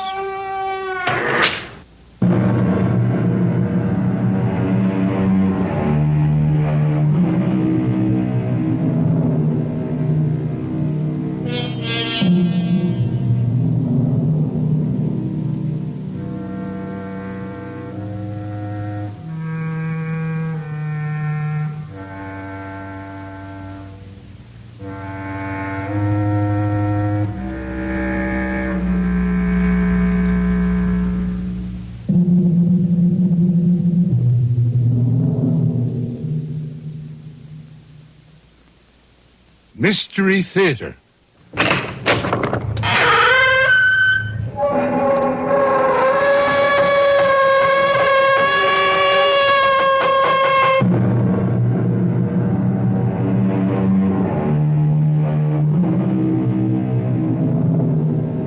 Come in. Welcome. I'm E.G. Marshall, inviting you to join my class in mental calisthenics, where we exercise the most mysterious muscle in the human body, the imagination. Enough, said the poet, is as good as a feast. Ah, but what is enough? Mr. Webster tells us it means sufficient. But what does sufficient mean? That's right. It means enough. So we go round and round.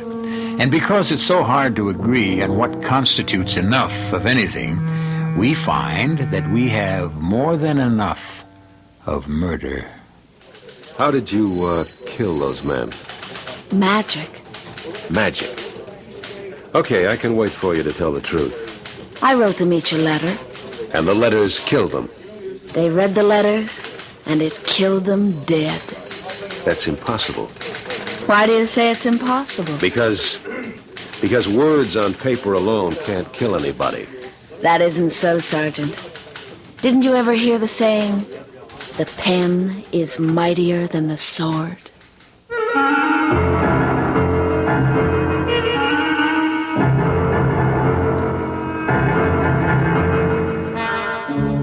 Our mystery drama, The Poisoned Pen, was written especially for the Mystery Theater by Sam Dan and stars Roberta Maxwell and Michael Tolan.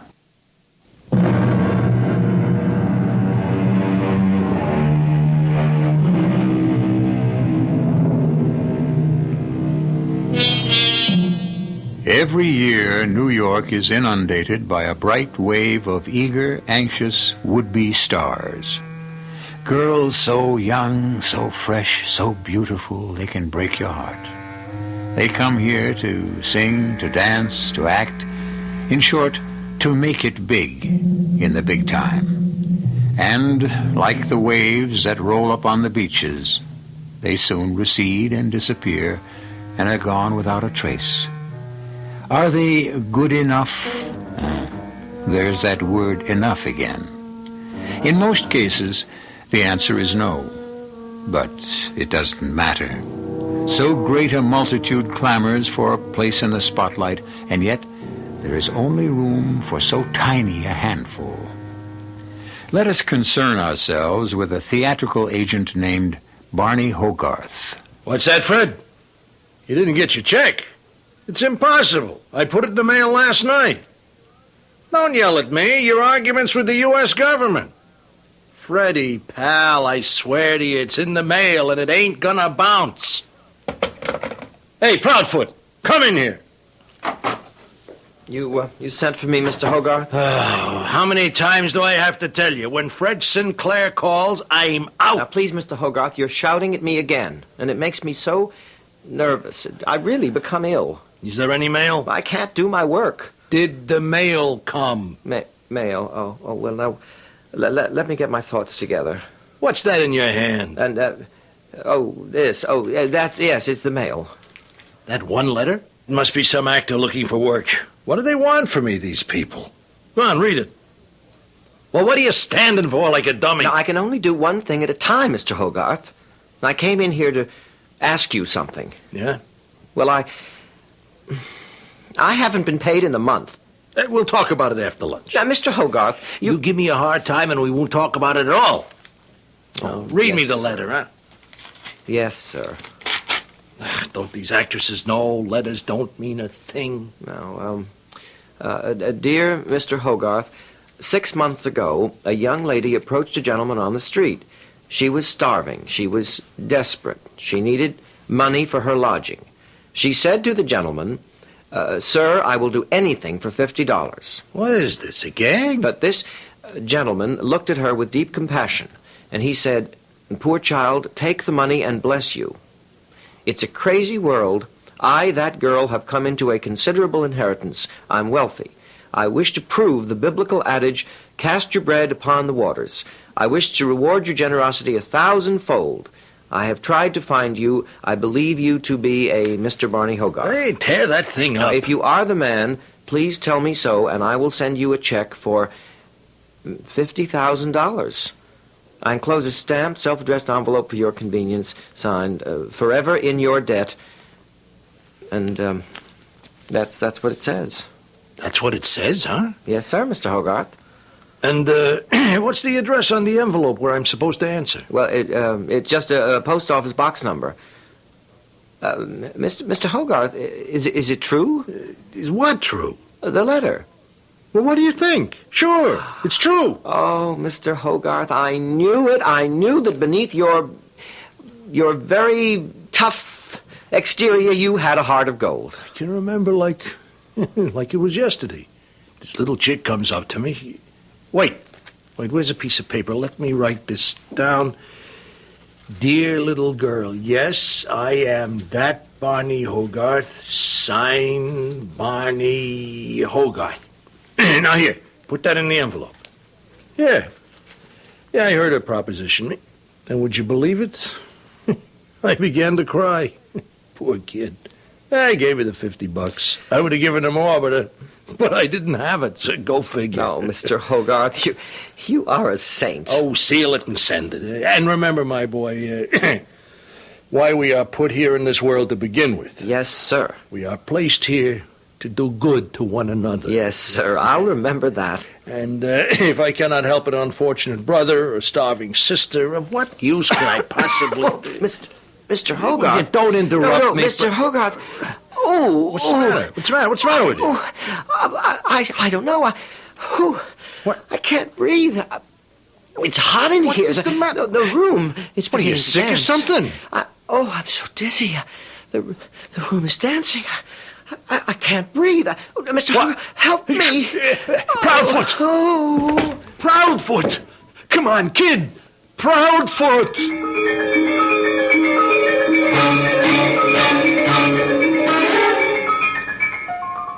What was his full name? Sebastian Proudfoot. What did he do here? He ran the office for me. He's something the matter, Sergeant. Where was he from? I don't know. Somewhere in Texas, maybe. Did he have any enemies? Maybe Oklahoma, one of them places out west. Enemies? How should I know? He worked for you for 3 years. You ought to know something. What do you know about young kids today, especially in this business? They're all crazy. Who can keep track of what they do? You can't tell me anything about his private life? Listen, what is all this? I thought he died of a heart attack. He did. Then what are the cops buzzing around for? The heart attack was brought on by a poison. He was murdered. But you're kidding. I mean,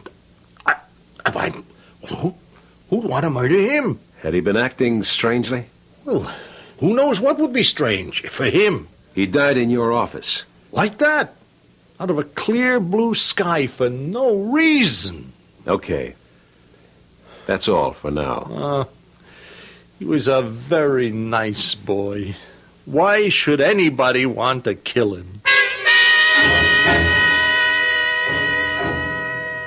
I wish to reward your generosity 1,000-fold.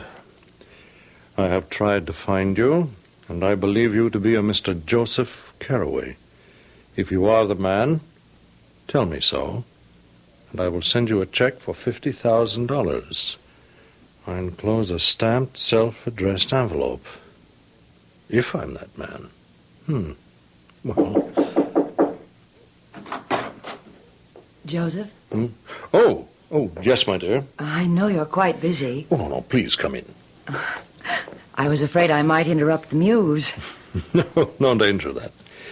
She's abandoned me this morning, I fear. Oh, and the first draft was coming along so nicely, too. Where are you going? Well, I thought I'd drive downtown. Is there anything you'd like me to pick up? No, I don't think so, my dear. Well, I could mail the letter for you. Letter? The one you just sealed. Oh, this letter. And does it need a stamp? No. It's all ready for posting. And thank you, my dear. It's addressed to a box number. No, it's just an inquiry, my darling. A literary inquiry. That's... Well, I shall return in time for tea. And you must promise not to work too hard. I promise. There's no great rush. You still have 3 months to finish the first draft. Yes, I suppose I... Joseph, I don't like your color. You're so pale. It seems to be so hot in here. Hot? Why, the room is freezing. I can't breathe. Darling, what's wrong? The room is starting to... No, don't try to stand up. I can't breathe. The room is dancing. Joseph? Help me. Help me. Joseph!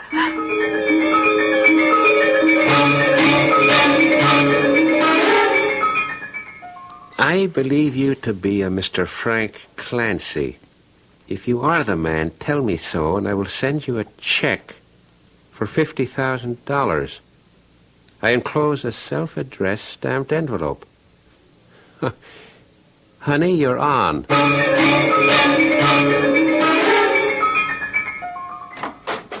Selena! Oh. Good morning, Mama. Didn't you get into bad habits in New York? Sleep until 9:30 in the morning? Mama, everybody in New York sleeps till noon. Is that a fact? Well, I brought you your breakfast. Oh, thank you, Mama. Well, I have to fatten you up a bit. You got so skinny while you were away. You keep spoiling me like this, and I never will want to go back to New York to resume my career. How is your career coming along, Selena? That's my problem. I can't decide which career. Should I write plays or act or sing or dance? That's why I came home, to do some thinking. Well, you don't want to think so much. You just concentrate on your breakfast.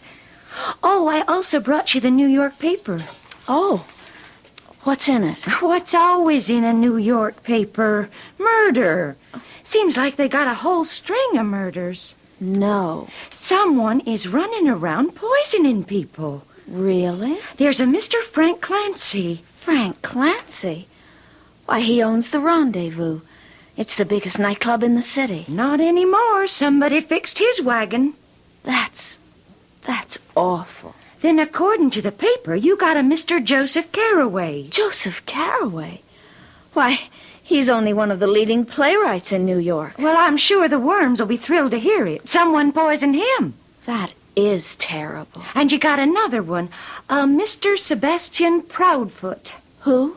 Well, it is rather a peculiar name, Sebastian Proudfoot. Sebastian?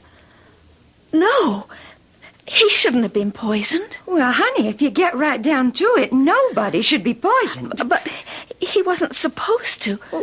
What do you mean he wasn't supposed to? He's a very young fellow. He was a very young fellow. And it's a shame. Well, how would you know?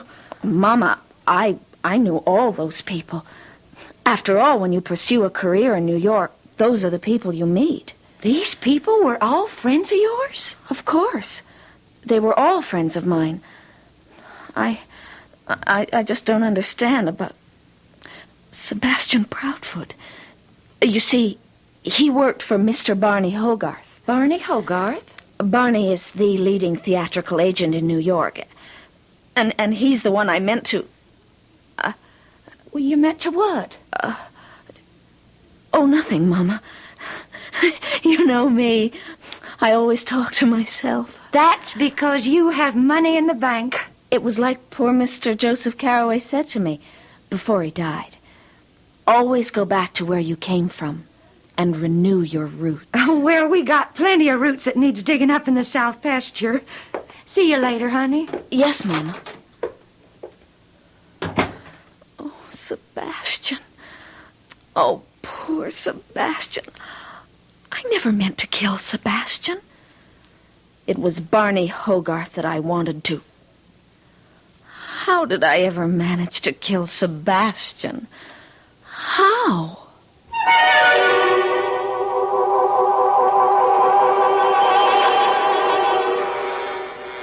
That's an interesting enough question to leave you with for now. Here is a young lady who has already dispatched 3 people and may yet go for number 4. How did she do it? Oh, you should know that already. Oh, yes. I've been playing scrupulously fair with you. All the clues were right out in the open. Think about it. And I shall return in just a few moments with Act 2.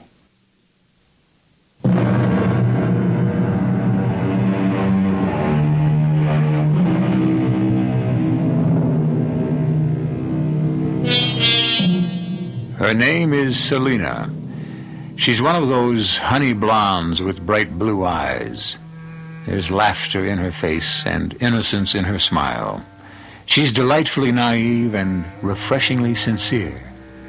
These are the signals you get from her appearance. Forget it. She's already killed 3 people. But so far, she's the only one who knows that. I'm very sorry to disturb you, Mrs. Carroway. Oh, please, Sergeant. Ask me the necessary questions. First, did your husband know a Sebastian Proudfoot? Oh, I don't think so. He worked for an agent, Barney Hogarth. No, that name isn't familiar either. How about Frank Clancy? No. What does all this have to do with... Your husband and these 2 other men were killed by a poison called curare. It's a unique form of curare in that it can kill by ingestion. It's rare. They don't know much about it. It paralyzes all the motor functions. I'm sorry I had to tell you that. Oh, it's all right. Who had a motive for killing your husband, Mrs. Carroway? In these things, don't you usually suspect the wife, Sergeant Garvey? Yes. Except in this case, you'd also have to have killed 2 other people. How could Joseph have been killed? We don't know much about that poison. We don't know how it was administered or how long it needs to act. One moment he was active, busy, filled with life. And suddenly he couldn't breathe. The room began to dance, and he was dead. What was he doing? Nothing. He just finished writing a letter, and I offered to mail it for him. And he just died. Enemies. Had he ever harmed anyone? Harmed? What I'm asking, Mrs. Carroway, is anyone poorer because of him, unhappy because of him? Oh, I don't think... Mrs. Carroway, did he ever hurt anyone? No. I can say in all sincerity, he never hurt anyone.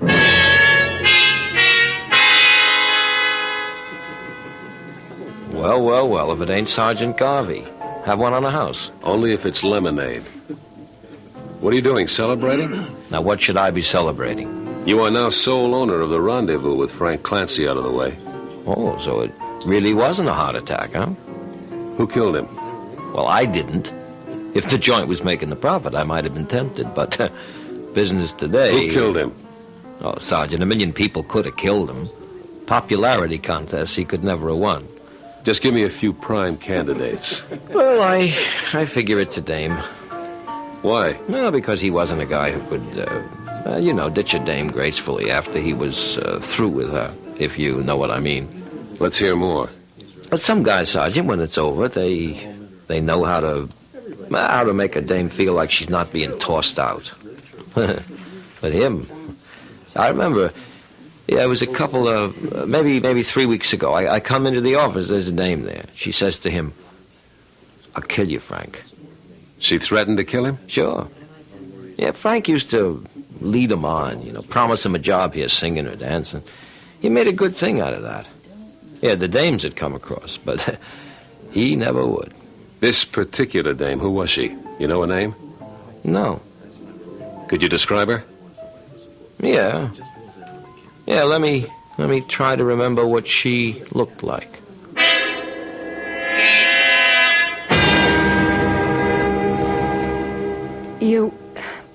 You're completely off base, Sergeant. Certainly no woman would have any motive to kill Joseph. A young woman with blonde hair, blue eyes. Oh, there are millions of young women who fit that description. We have reason to believe that a young woman could have killed Frank Clancy. Now, why would she also have a motive to kill your husband? I told you, I don't... Mrs. Carraway, 3 men are dead. One of them your own husband. Did he have another woman? How dare you? It was a question that had to be asked. If he did have another woman, then shouldn't I be the one to kill him? That depends. On what? On which one of you he chose to keep. Oh, I was downtown shopping. I called him. He was working at home. I asked him to meet me for dinner. He said he had an appointment with a producer. I decided to dine alone in Laredo's. I was sitting in a booth when I heard a familiar voice in the booth in back of me. Well, yes, my dear, I did say I would help you with your play. You said you would collaborate with me. Well, now, I never actually said that I would collaborate. You did. You know you did. But I can't do that. Now, you write nicely. You have talent. Huh. But it's a small talent. You didn't talk this way before we went away for the weekend. It was a mistake, Selina. It was a mistake. Oh, yes. It was a mistake, all right. Let me give you some money. Money?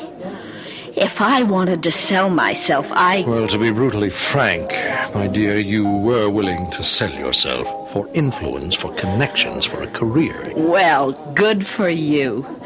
Now you came up with a Joseph Carraway type line. Now you can ease your conscience. Look, I was just carried away by your freshness and by your beauty and your youth. That's a good line, too.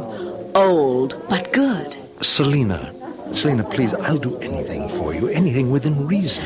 But we're not going to collaborate on a play. But it's impossible. Yes, it's impossible, all right. Tell me, when did your wife find out about me? She doesn't know. Oh, yes, she does. She does. Well, I never told her. Now, I would be a fool to do that, wouldn't I? She knows there's someone else. She can sense it. You're too old for a wife and a girlfriend. She knows. And that's why you feel you have to get rid of me. Oh, that's ridiculous. No. If she wasn't wise, you'd keep leading me on. Well, don't worry about it. My darling, In a little while, you won't have to worry about anything. She got up and ran out, and he went after her. Were you able to see what she looked like? No. And her name was Selina. Yes. Selina what? I don't know. So she ran out and he ran after her. And what happened later? I don't know. I mean, between you and your husband. Nothing. Isn't that kind of, unusual? No, Sergeant. Many people just accept it. Many people simply cannot make an issue of it. They're frightened. They don't know where it will lead. Besides, I knew it was all over and that it would never happen again. So, there's a blonde-haired, blue-eyed girl named Selina.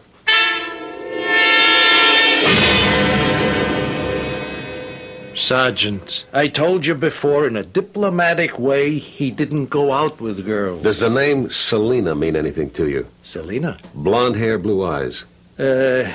Yeah. There was a dame, Selena. Then he did go out with her. No. He didn't go out with her. The fact is, I did. You? Well, I didn't go out with her exactly, if you know what I mean. I saw her a couple of times, and, Yes? Well, I got rid of her. Why? Why? Well, that's personal, isn't it? We're dealing here with what could very well be first-degree murder.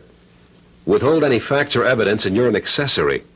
Would you like any part of that? No, I'm only too happy to cooperate with the law. It's the duty of every citizen. After all, our government is only as strong About as this girl, Selena. Well, you know how they come in here looking for an agent, and she was different. I mean, she was the same, but she was so fresh, right off the farm, and you know the type. And? Well, I said somebody's going to pluck this little blossom sooner or later, so why not you, Barney Hogarth? And you did. I tell you, I was willing to get very serious, but she made a real terrible scene in a club one night.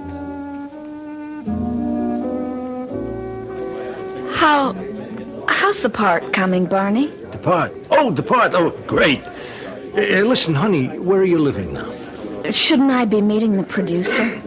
You see, I was thinking... Doesn't he want to meet me? A kid like you really need somebody to... You need somebody to watch over you. This can be an awful town for innocent young girls. If I'm going to play the lead in his new show, I would think... Selena, honey, you just leave all the thinking to me. Now, ain't I your agent? The only reason I bring this up is... you told me his name was Roderick Kendall, and the play is called No More Love. Yeah, well, And I read in the paper that Rosemary Stewart has just been signed. Oh.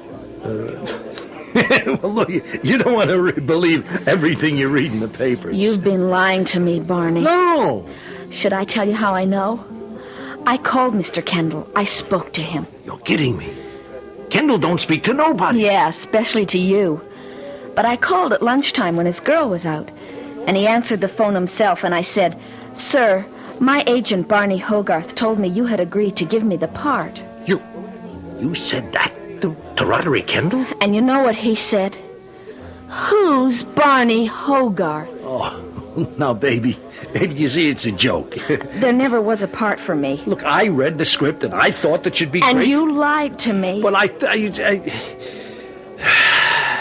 Okay. But I'm willing to make it up to you. You see, honest, you're just not another girl. That's a very original line. I heard it in at least 20 movies. Oh, honey, I'm willing to get you an apartment. Now, don't that prove something, huh? But you're not willing to get me in a play. I can't. Sure, because you're not big enough. No. Oh, it's because you're not good enough. What did you say? Oh, Selena, there are a million girls like you. Why didn't you tell me this before, instead of after? Because I'm no good, and this business is no good, and you go home, do you hear me? I heard that line before, too. You're gonna pay for what you did to me. But, honey, what did I do to you? Look, you don't kid me. For all those innocent eyes you've been around. You lied to me. Well, honey, that's showbiz. And I'm going to kill you. What? Oh, now, come on, don't make me laugh. You're cheap, shabby, and false. Selena, you're starting to raise your voice. You're playing the scene all wrong. I won't be able to look at myself in the mirror again until you're dead.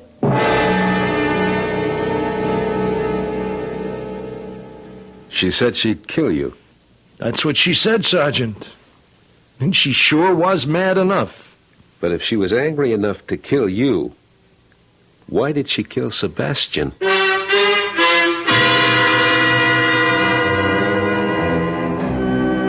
Why? The eternal why. Once again, you should know why. All the evidence is already in. Every vital clue that Detective Sergeant Garvey is about to discover is a fact you know already. Well, while all of these trips are free, it's more fun to work your passage. See you in just a few moments when we all embark again for the third act.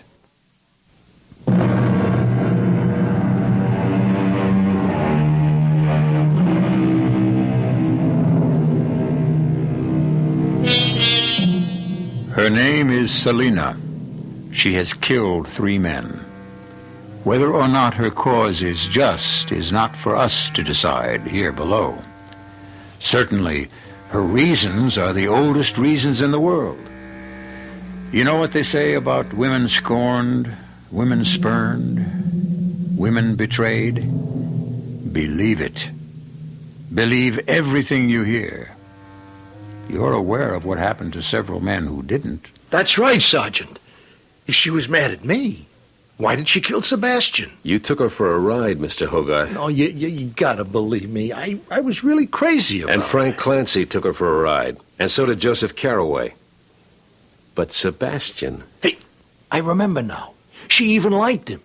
They'd sit around and chew the fat in the office like I gotta say this, like they were sisters. Well, at least we now know her full name. Selina what? Hey, I don't remember. What do you mean you don't remember? Well, she come into the office the very first time.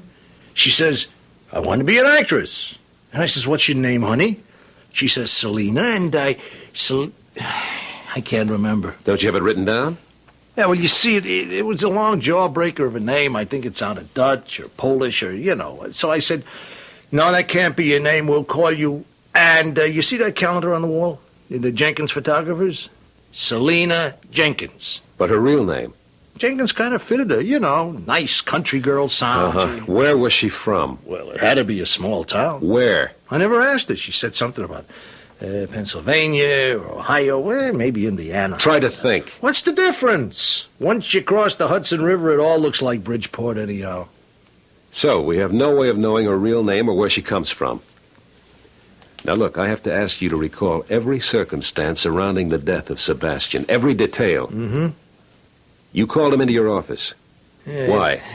It had to do with not letting certain calls go through, and he'd also brought in the mail, yeah. So, he placed the mail on your desk, and then turned to leave? No. It was only one letter. He read it to me. And then he died? Yeah, just about. Now, the letter needed an answer, so I wrote it. And this is kind of personal. I give it to him to mail, and then, as he's gone out, it happened. Just like that.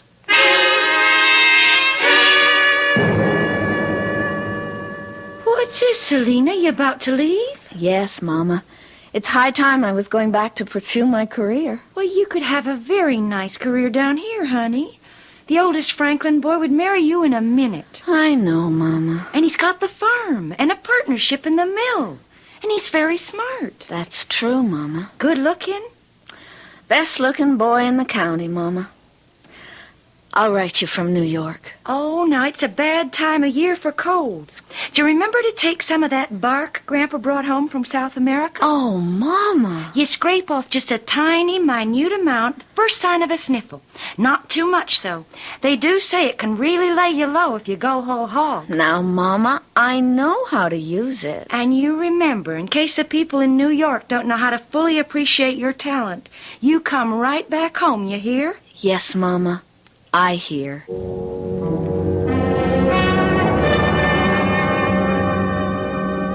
I'm sorry to bother you again, Mrs. Carraway. Can I help in any way, Sergeant? The girl Selina figures prominently in all 3 deaths. She could have placed the poison somewhere in Mr. Hogarth's office, and poor Sebastian was killed by mistake. I spoke with the late Mr. Clancy's associate, who says the way people come and go at the club, it wouldn't have been difficult for her to get in there. Are you saying she could have come in here to plant the poison? Yes. Well, I hesitate to advise you in your own trade, Sergeant, but isn't that a rather haphazard method? Yeah, it bothers me, too. It backfired, obviously, in Mr. Hogarth's case. And killed that poor Sebastian. Well, we know they died of poison. Poison has to be administered somehow and somewhere. Look, tell me the exact circumstances surrounding your husband's death. Well, it was very simple and direct. One moment... Yes, I know. You came into the room. You said you were going downtown. He was writing a letter. Well, he had just finished the letter. It was ready to be mailed. I took it from him. Wait a minute. You took a letter from him to drop in the mail? Yes. So did Sebastian. He took a letter from Hogarth. No, but that's no good, because if there's anything to that, you're the one who should be dead. I beg your pardon? The letter he gave you, what happened to it? Well, when he had the attack, I dropped it on the floor of his study, and it should still be there. Yes, here, right near the desk. You never moved a thing. It's addressed to box number 1234, 34th Street Post Office. May I open it? Well, of course. Dear Miss, I am the man, Joseph Carroway. What do you suppose this means? I don't know. Is there anything on his desk that could lead us to an answer? Well, I haven't been able to bring myself to go through his papers. Could you do it now? Well, I'll have to eventually. Yes, I'll do it now. And if there's anything that might be important... I understand, Sergeant. I understand.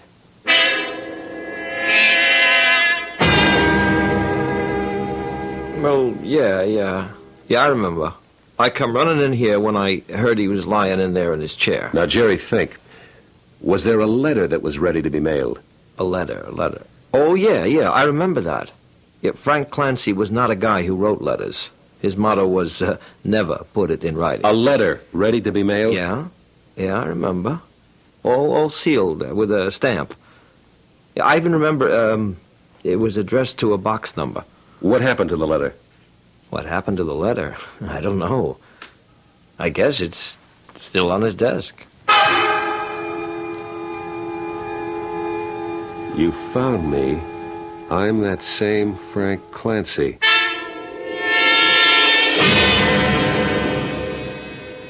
Barney, there was a letter you addressed to a box number. You'd just written it. You gave it to Sebastian Proudfoot to mail. Where's the letter? The letter? Well, I mailed it. You mailed it? Well, it was a personal thing, you know. What did the letter say? Look, this doesn't have anything to do with... Did it say, I am the same Barney Hogarth? How do you know? Okay, Mr. Hogarth. Who did you send the letter to? I don't know. 2 other men wrote letters identifying themselves to somebody. Now, what kind of hustle was being worked here? Hustle? Yeah. Hey, now that you lay it out, it does sound like a hustle. But what could she hope to gain by it? She? Yeah, if it really is a dame. Look here, I got a letter in the mail. Hey, read it. If you are that man, please tell me so. I will send you a check for $50,000. I enclose a stamped, self-addressed envelope for your convenience. Signed forever in your debt. Word for word, that's the letter that Frank Clancy and Barney Hogarth each received. But what's the purpose of it? The post office box doesn't even exist. What does that mean? It means that whoever sent that letter didn't really care about getting an answer. Well, then why enclose a stamped, self-addressed envelope? Why? So that... Sergeant? Sergeant, is something the matter? Is it possible? Can it be that simple? Well, I'm afraid I don't understand you, Sergeant. Mrs. Carroway, you've been of the greatest help. Now I'm sure I know how your husband and those other 2 men died. But what are you saying, Sergeant? It was a mistake. The killer didn't want Sebastian. She wanted you. The killer? Selina. But Selina wouldn't... But I mean, she's such a pretty little thing. So's a coral snake. But I don't even know where we can find her. I do. Where? Right here. Here? She'll be back. She has to be back. She missed you. She'll come back and make sure of you. What do you mean? How would you... She'll have to do it soon, too. So my advice to you is don't leave the office. What do you mean, don't leave? Live here, sleep here. Eat all your meals at a restaurant. But I And I'll can't be do here it. with you. I want to wait for her. Well, what makes you think that I'm she's your gonna- new assistant. Are you crazy? You couldn't fool anybody. You look exactly like a cop. I'll just have to do the best I can. But I'm not letting you out of my sight.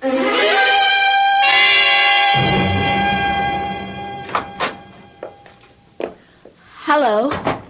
Well, hello. Is Mr. Hogarth in? That depends. Who wants to see him? Selina Jenkins. Selina. Won't you sit down, Miss Jenkins? Thank you.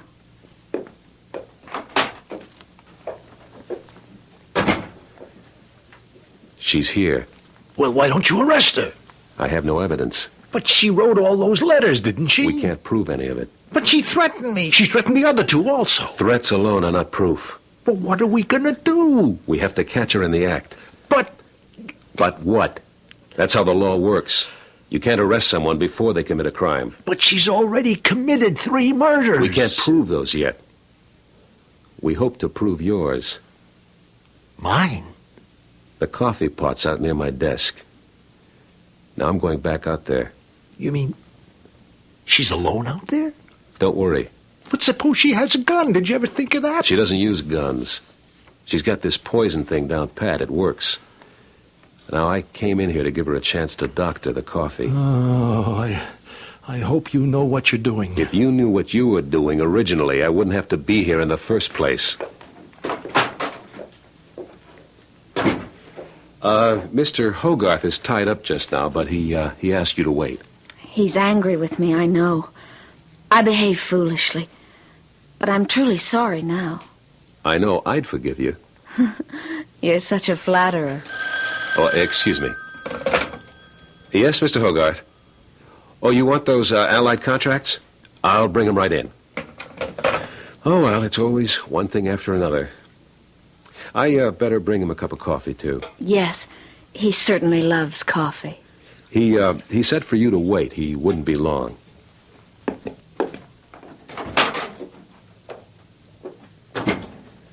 Well, did she or didn't she? This coffee goes to the lab. If it has poison in it, we've got her. Maybe she ain't the one. She's the one, and I'm sorry for her. You just sit here in your office. I'll bring the coffee out again. He didn't want the coffee. Oh, that's unusual for him. He drinks it all day. Well, no sense letting coffee go to waste. Would you like a cup? No, thank you. Well, I might as well drink it myself. Oh, What is it? I think I got something in my eye. Here, look and see. Oh. Oh, I'm sorry. I'm so clumsy. That's all right. There's still a little bit left in the cup, and here, what's spilled on the blotter can still be analyzed in the lab. In the lab? And you're sure to have some of that poison left in your purse. Well, what do you say? I'm sorry about Sebastian. Yeah. You figured out a very smart way for them to take poison. All you had to do was get a device that would make them answer a letter. Answer a letter by sending back a self-addressed envelope. And they would just lick the flap to seal it. And on the flap, mixed with the paste, was enough of that curare to kill them immediately. It was a clever story. It even took in Mr. Carroway. But the way it worked out, poor Sebastian sealed Mr. Hogarth's envelope. I'm willing to be punished for that one. I'm sorry. I have to place you under arrest. The others deserved it. Well, I suppose it'll give me time to reflect on my career. Yes, miss. Plenty of time.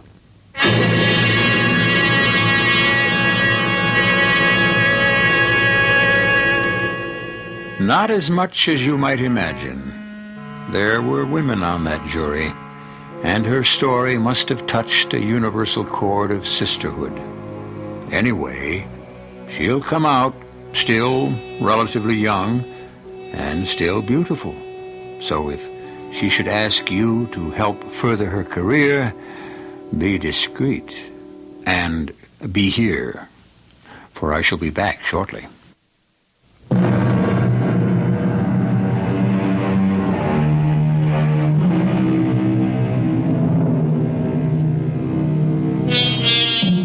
Each year, they sweep into the city armed with hope and illusion. And each year they are forced to retreat, older but infinitely wiser. The race for glory is to the swiftest of the swift. And if a little learning can be a dangerous thing, then just a little talent can be, and often is, a disaster. Our cast included Roberta Maxwell, Catherine Byers, Michael Tolan, Earl Hammond, and Richard Seff.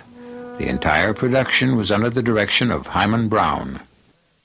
This is E.G. Marshall inviting you to return to our Mystery Theater for another adventure in the macabre. Until next time, pleasant dreams.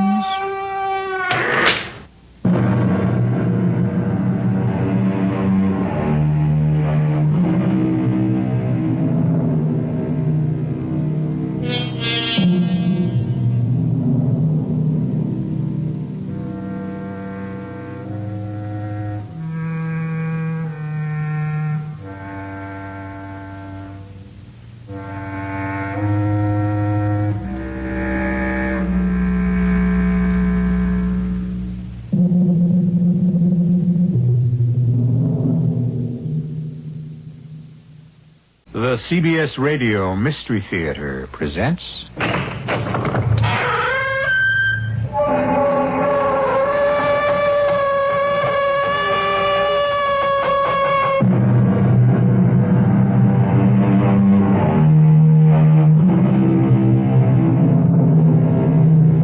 Come in. Welcome. I'm E.G. Marshall. Are you ready for us?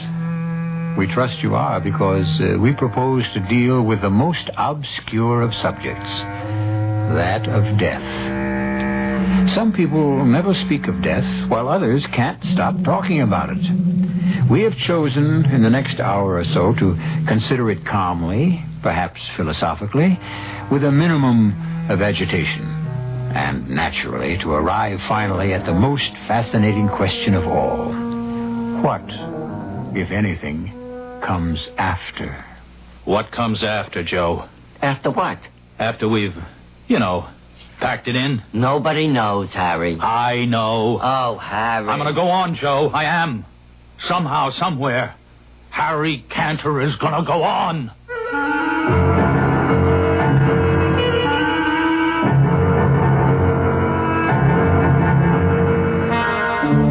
Our mystery drama, Appointment in Uganda, was written especially for the Mystery Theater by Elspeth Eric and stars William Redfield and Arnold Stang.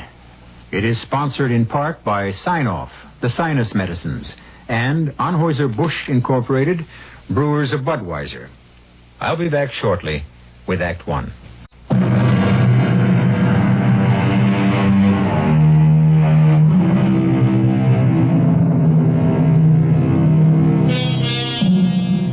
Harry Cantor lies flat on his back in a hospital bed, staring at the ceiling.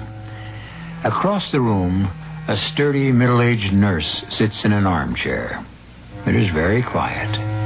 The machine next to Harry's bed makes no noise, though its dancing lines are carefully recording every beat of his heart. Is it all right to come in, nurse? Are you Mr. Burroughs? Joe? Yeah, it's me, Harry. Oh. Dr. Klein said it's okay for 5 minutes. I'm his business partner, Joe Burroughs. Oh, he's been crying for you. Come in. How do you feel, Harry? I almost died, Joe. Yeah, I know, you're hard. Never been sick a day in my life, and now this. Oh, you're going to be fine, Mr. Cantor. Long as you do what the doctor says. I lie here and I think... Joe, do you believe in reincarnation? You mean coming back as somebody else? Yeah, I've been thinking about that. You two gentlemen mind if I go out for some coffee? No, don't go. Don't you leave me. Well, don't leave Mr. me. Burroughs will be here. I'll be here, Harry. What does he know about heart attacks? Well, you're off critical, Mr. Cantor. Long as you don't excite yourself, you'll be okay. I really need a break, Mr. Burroughs. 5 minutes? What I really need is 5 weeks. Joe, sit down. I gotta talk to you about the crypt. The crypt? You're gonna get well, Harry. I got to have it ready. Harry, lots of guys have had heart attacks and go on to a ripe old age. I gotta be ready. Now write this down. I wanted marble. Marble from Italy, that good kind. Carrara, that's the best. Okay, then that's what I want. Write it down. Okay, now, how big a crypt did you plan on? Big. Very big. But you're gonna be there all alone, Harry. And you're not gonna be moving around exactly. You never know. Make it 8 by 10, the very least. What about shelves? Shelves? Shelves for what? Well, it's my understanding people do have shelves put in crypts, you know, for loved ones who, later on when the time comes. It's a nice idea. Who would I put on the shelves? Who? Oh, unless you want to. No, not me. But you're my friend? You're my partner? No, I was thinking your mother, maybe. Oh, my mother. She hasn't even been to see me. Why should I give her a shelf? Well, Bernice. Bernice hasn't even sent me a get well card. Oh, she's called up every day, Harry. I happen to know that. So, what's the phone call? She's at work all day, you know. She's through by 5. Harry, this is the first day you've been off the critical list. I'm the first person's been let to see you. Well, she could have tried. Look, when they let you out of here, why don't you take a nice trip? You know, you could take Bernice with you. I already did that, Joe, 15 years ago. You could go to Europe. That's where I took Bernice. 6 countries in 6 weeks. Terrible. And no cottage cheese. California. How about California? They have cottage cheese. Joe, while I was lying here, I had an idea. For the business. I want to tell you. You just had a heart attack and you're thinking about business? Gee whiz, Harry. Well, what else have I got to think about? Well, I don't know. Think about being reincarnated or something. Oh, nuts to that. Now, look, here's what I figured out, Joe. Lots of people are turning to natural sponges, you know? And I know where we can get our hands on some very cheap. Very cheap. Labor costs are practically nothing. These peasants, they dive for them, see? They dive. Harry, my time is just about up. I really got to get going. I'll call the nurse. I'll get in touch with your mother. Don't go, Joe. I'll tell Bernice that you're coming along. Joe, I just thought of something. What? For the crypt. Yeah? I want music. Perpetual music. Oh, well, what kind of music, Harry? All the good old songs. Stardust. The moon comes over the mountain. Dardanella. Harry, I don't know. Oh, are you my friend? Are you my partner? I want music. Well, I'll look into it, Harry. You'll see to it? I gotta go. I'll One be night back. of love. Yeah, Barney Google. There you are. Well, everything all right, Mr. Burroughs? Well, I tried not to upset him about anything. He seems to be fine. Good. I had a telegram from his mother, but I didn't show it to him. It wasn't exactly a telegram for him. She sent it to me. He never mentioned having a mother. Oh. Matter of fact, he never mentioned anybody but you. Yeah, well, see, I wired his mother right after the attack. Yes? And, well, here, I've been carrying her reply around with me in my pocket ever since. See, here it is. I didn't know whether to show it to him. You know, he might take it the wrong way. You want me to read it? Yeah, please.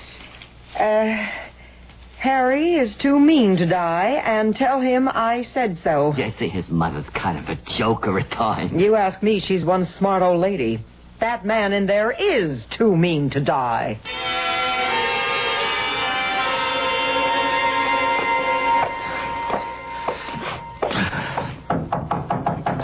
Mrs. Canner? Hold your horses. I'll be right there. It's Joe Burroughs, Mrs. Canner. Oh, how are you, Joe? It takes me a little time to maneuver the old wheelchair. I got some tea ready for you, so come and sit down.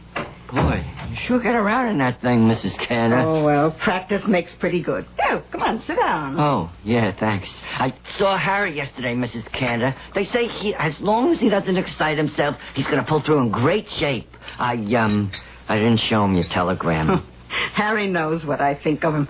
Here, have a cookie. Oh, you baked these? No, Bernice did. They're good. You see a lot of Bernice? Oh, she stops by 3-4 times a week, does errands for me. Oh, yeah. Nice girl, Bernice. Simple-minded, but very nice. What did you talk about? Well, we talked about the crypt. Oh, that crypt. Yeah, well, it means a lot to him. You know, Harry's never realized that death is just an incident. Well, it's the final incident, of course, but even so, just an incident. He's thinking about reincarnation. Oh, that's something new. Do you believe in reincarnation, Mrs. Cantor? Well, it's a pretty idea. But you don't believe in it, right? Joe, what's the difference if I believe in it? That doesn't make it true.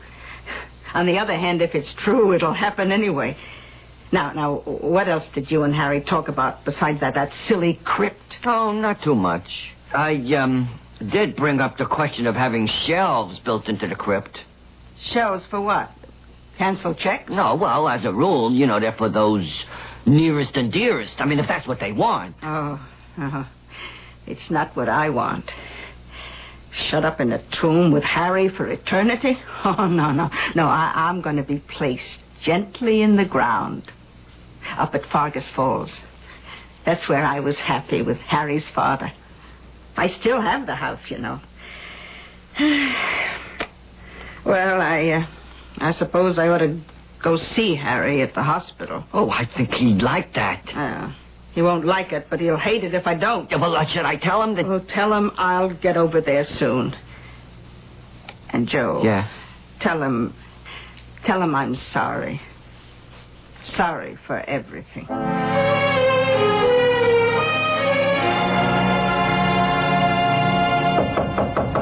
Oh, that's probably Joe.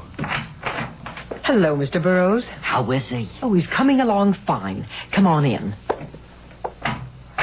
So, how are you, Harry? As well as can be expected. That's what they all say around here. Yeah, well, I saw your mother. She said she'll be in to see you real soon. How soon is real soon? Well, today, maybe. What about the crypt? Harry, what are we going to talk about, the crypt? What about the crypt, Joe? How many times have I got to ask you? What about it? Your mother doesn't want to be put in the crypt. Why not? She doesn't like the idea of the shelf. She wants to be buried up at Fargus Falls. No. She can't do that. She likes it there. Joe, that 10 acres was made to order for a development. Or it will be in another 10 years. Right now it's a little too far out, but in another 10 years, I got it all worked out in my head. Shopping center, parking lot, the whole schmear. Yeah, Harry, I talked to the cemetery about the crypt. They said it's okay about the size. Well, of course it's okay. And the Italian marble, I think I know where I can get that. Joe, what are you holding out on me? The cemetery plays music regularly. There's always some kind of nice, soft music. No, I want my own music. That's one of the main reasons for a crypt, so I can have everything my own way. Take it easy, Mr. Cantor. Now, Joe, you go back and tell them I gotta have it my way, or the whole deal's off. You'd better leave, Mr. Burroughs. Yeah, you tell them I got the money, and I gotta have it. I gotta have it. Oh, out of my way. Yes, he is. Push that emergency button. Dr. Klein, 407 on the double. Heart emergency. I better leave. Hand me that tray with the hypodermic needles. Harry? Clear the way, lady. The emergency heart unit is coming in.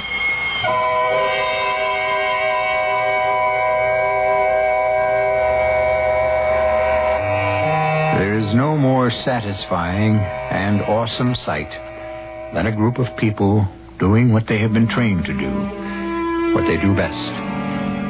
Their faces do not matter, or their shapes or ages or colors or accents. They are professionals at work, and they are working together in harmony and understanding. We'll come back soon with Act 2.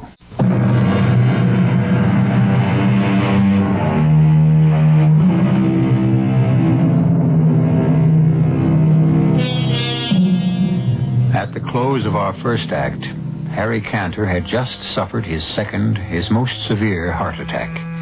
Actually, his heart stopped completely. He had no pulse, he had no breath, he had no life.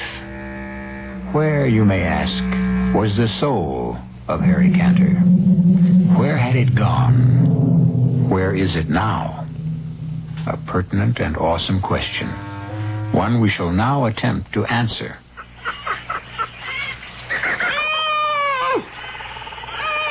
All right now, Kaylin. All right. That's it. Good. Oh, it's your baby. A male. Oh, well. At least he looks healthy. Come on, little one. Up on your feet. Come on now. Up, up, up. Up on your feet. On your feet. Are you my mother? I'm your mother's sister. I'm Bombine. Where's my mother? She's cleaning up. Birth is a messy business. Come on now. Time to stand up. You have such beautiful eyelashes, Bombine. And how tall you are. Oh, just average for an elephant. Now stand up. What are all those others doing? Standing around waiting for you to be born. Do elephants always do that? Well, you didn't think they only did it for you. Now, they're getting impatient. We've got to get going, so get up. Caleb, come get your new child on his feet. Oh, little Abu. Come on. Get up, little Abu. Get up and eat. That's it, little one. Feel around till you find the milk. I think you've born a stupid one, Kalen. Oh, what's the matter, little son? My nose gets in the way. That's not your nose. Well, then tuck it up between your ears. He's not stupid, Bombine. All newborns have trouble with their little trunks. Well, the herd is getting impatient. The flies and mosquitoes are very bad today. Oh, I could stand a good swim myself. Are you through, little Abu? We must move on. Is that what you're going to call him? Abu? It's a nice name, don't you think? Very nice, yes. Well, Abu, let's get going. Well, where are we going? Into the forest, Abu, where there's food for all. Now, I shall walk on one side of you, and Bombine will walk on the other. And we will go with the herd into the forest. I am Abu, and I am an elephant.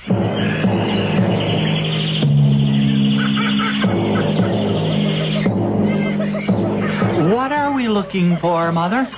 Food, silly, and water. Well, why are we all going in the same direction? Why don't you and I and Bombine go off on our own? Now, what would be the point of that? Well, we might find something good, and we could keep it for ourselves. What would be the point of that? Why, then we'd have it. Well, I repeat. I told you he was stupid, Kayleen. Oh, well, maybe he's just odd, Bombine. No, I mean, Mother, if, say, we found water, if we didn't tell the others, then they would have to come to us to find out where it is, and we wouldn't tell them unless... Unless what? Well, unless they did something for us. Like what? Oh, worked for us or gave us something or... Well, at the very least, they'd respect us.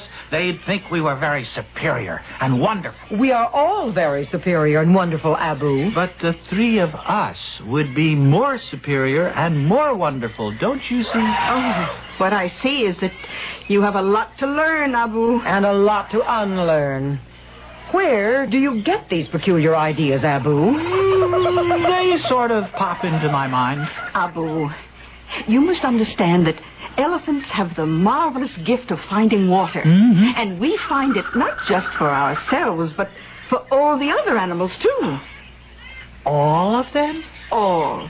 It is our responsibility. Why is it our responsibility? Because we are so good at it. I don't follow that at all. Bombine, I'm going to bring down this tree. Now, I can't quite reach the leaves at the top, and they look so delicious. Bombine, are we friends with all the animals? What do you mean by friends? Well, it's not possible, is it? To love them all? Oh, you talk very strangely for an elephant. We have due and proper respect for all the animals, as they have for us. Does that answer your question? Oh, are they afraid of us? Well, I don't think so. Are we afraid of them? Of course not. Not any of them? Well, there's one you should look out for until you have grown larger. The one with the stripes. The tiger. When the tiger is very hungry, he sometimes attacks a very young elephant for food. Oh, that's terrible. Just you stay close to your mother and me. Well, what will you do if a tiger tries to hurt me? Your mother will pick the tiger up and dash him against a tree. Then I shall sit on him. Understand? Ooh, what a good arrangement.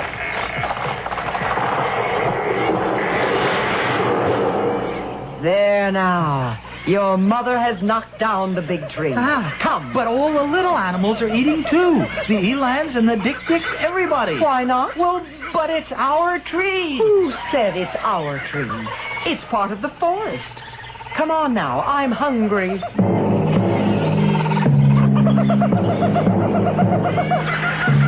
Mother, where is my father?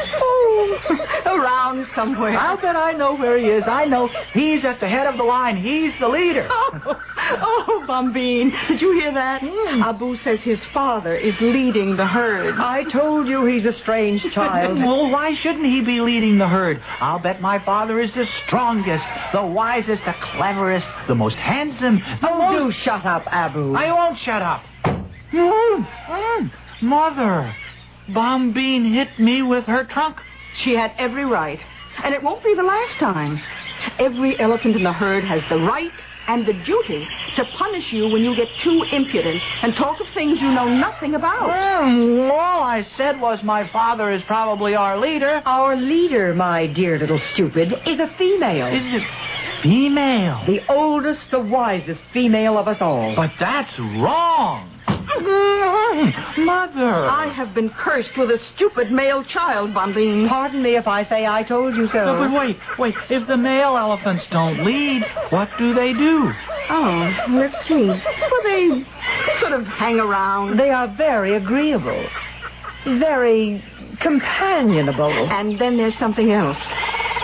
Every now and then I remember your father. At least I think I do. It was quite a long time ago. He and I were companions for a while. A long while. And then suddenly, one day, he seemed different to me. More than a companion. We stroked each other with our trunks. Something we'd never done before. And gave each other little pinches with our mouths. We thought we were only playing. And then... And then? Then what?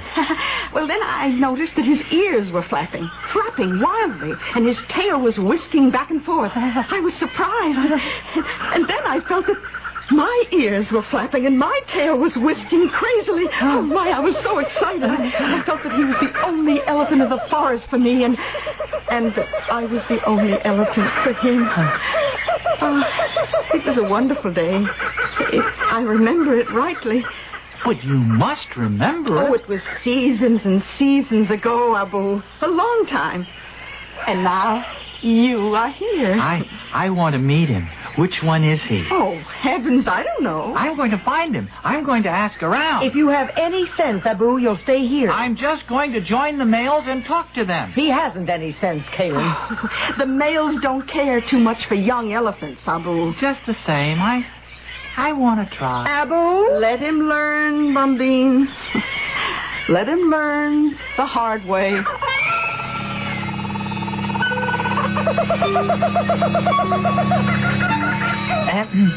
Sir? Do you think you might be my father? You're what? Kayleen is my mother. She's over there with Bombine. So? Do you remember being married to my mother? Being what? Well, I mean, did you sort of keep company with her for a long time, and then one day did you start whisking your tail and flapping your ears and fall in love? Well, seems to me I remember something like that. Was it my mother you fell in love with? Well, how would I know? It's happened to me so many times. Many times? Many times. Oh, many times. How many? No. Oh, you hurt me. You ask too many questions. Well, I'm curious. Are you very old? I think I am. Don't you know? Well, how should I know? The flies bother me more than they once did. Sometimes I shiver. I never used to shiver. Oh, you're sick. I don't feel well, that's certain. Now go away. But I want to ask you... I said go away! Oh. I don't want any children around me. I don't want anyone around me. I want to be myself. Mother, Bombine? Who are you talking to back there? Oh, a very old one. He didn't know how old, but he said he'd lived through many many things, many times. And now he doesn't feel very well. He shivers, he said. That's old Noor. Yes, that's Noor. Very soon now. Yes, very soon. Very soon what? Very soon what, Mother? Very soon, old Noor will wander off into the deepest part of the forest. By himself? All by himself. Well, then what? Then we shall never see him again. Nor will anyone at all ever see him again. Nor any trace of him. Not skin, or tusk, or bone. Well, how can that be? Mother, Bombine, how can that be? Surely a tusk, surely a bone will be left behind. Nothing. Nothing. It's the secret of the elephants, Abu. When you have grown, you will learn the secret. When? When will I? Perhaps not till the very end. Come now. It's time to bathe. Oh, that feels good. Spray some more water on me, Mother. You've had your bath for today. Bombine, the sky is getting dark. Oh, yes. Well, I am bathed. The day is ending, Abu. Come. But I like the water. No. Pay attention when I speak to you. Well, what are we going to do now? You'll see. Well, where are we going? We are not going anywhere. We are going to stand right here. Do you see the other elephants? They've all stopped bathing. Why have they? The good red circle of fire is leaving us, Abu. And the darkness is coming on. Why is it leaving? Because it is time for it to leave. Will the good red fire circle come back? When it is time for it to come back. Come now, Abu. Stand in line with us and all the others. Hurry, Abu. Don't dawdle. What now, Mother? Be silent. Stand still. Watch the great fire circle as it goes. Where's it going? Be quiet. But where? Hush. And watch.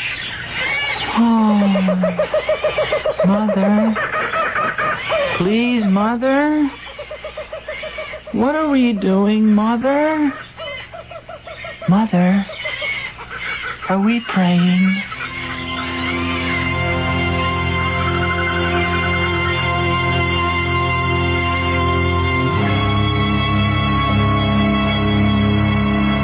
It is quite true, according to those who have watched and studied the great elephant herds, that they stand silent and motionless, facing the sun, not only in the evening when it sets, but again each morning when it rises.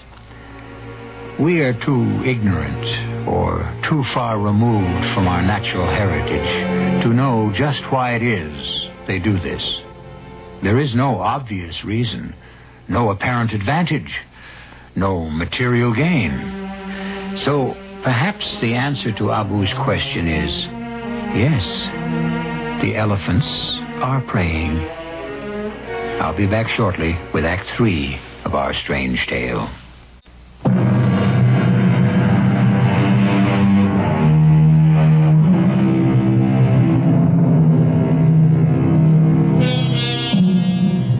We left the great herd of elephants facing the setting sun in silence, except for little Abu, who asked, "What are we doing, Mother?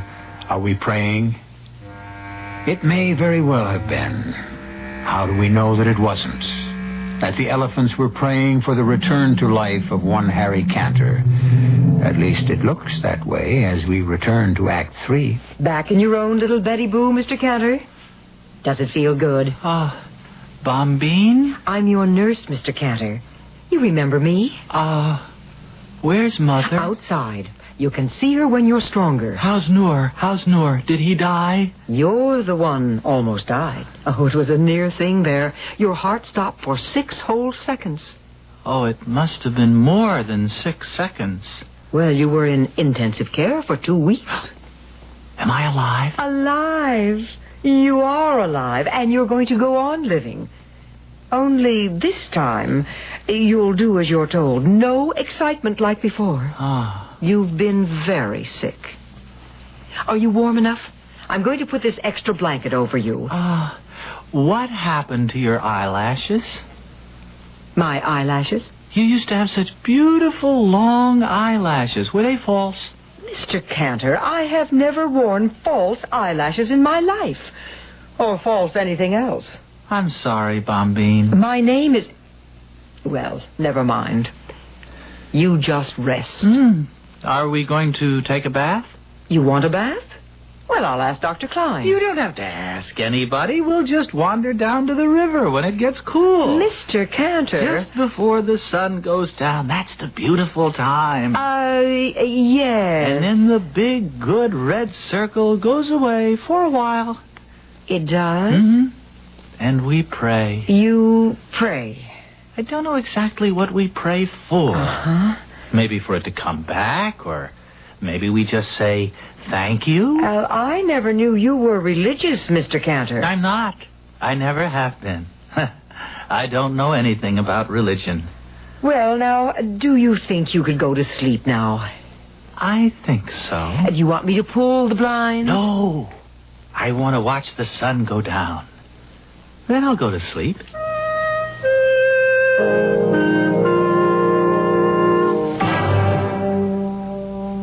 Mr. Burroughs? Is he all right, nurse? Yes.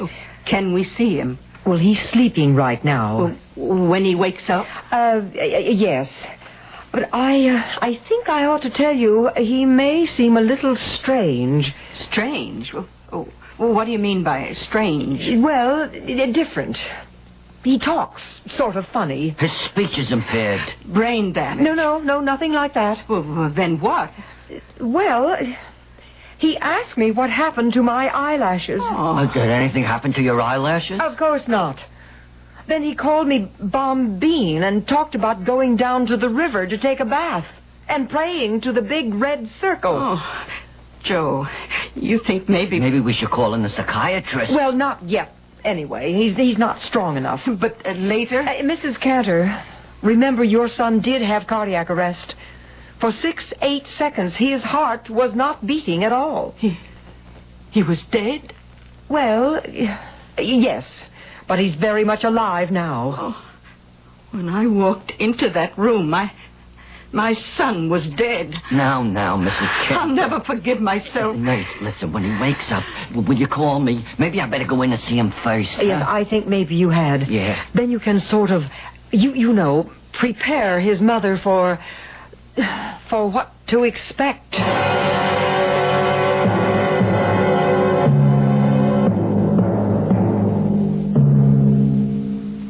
Who is it? It's me, Harry. How are you feeling? Why, it's Noor. Noor? Oh, Noor, you're alive. Yeah, I'm just fine, Harry. I'm fine. Oh, I was so worried. Your mother's outside. She wants to see you, too. Oh, how is she? Oh, she's fine, Harry. She's wonderful, my mother. Very strict, but very wonderful. And a wonderful swimmer. Oh, I never knew that. Oh, yes. And a wonderful mother.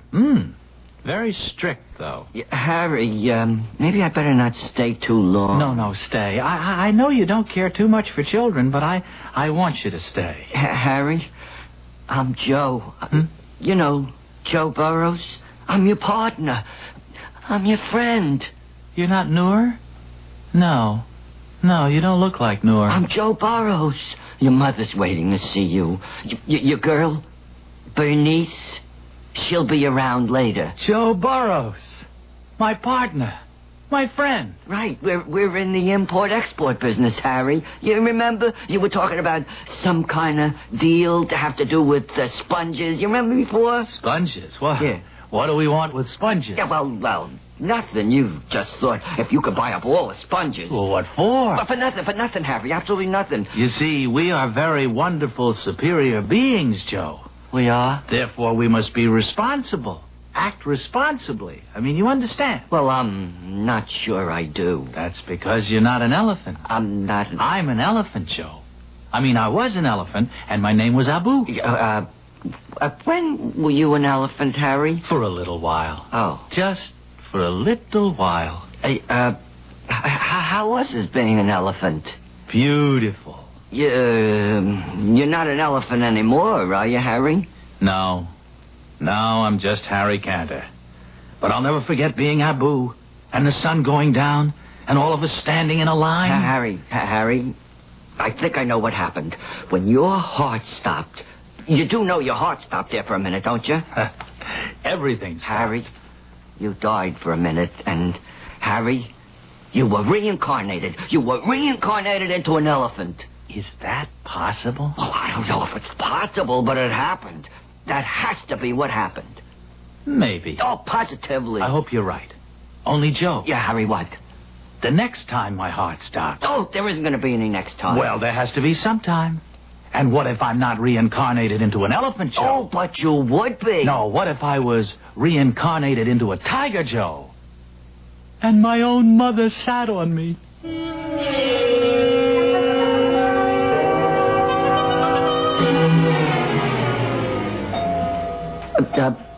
Mrs. Cantor, sit down here, Mrs. Cantor. I'll try to explain if I can. I'm sitting. Explain. Mrs. Cantor, when Harry's heart stopped, he was what you might call deceased.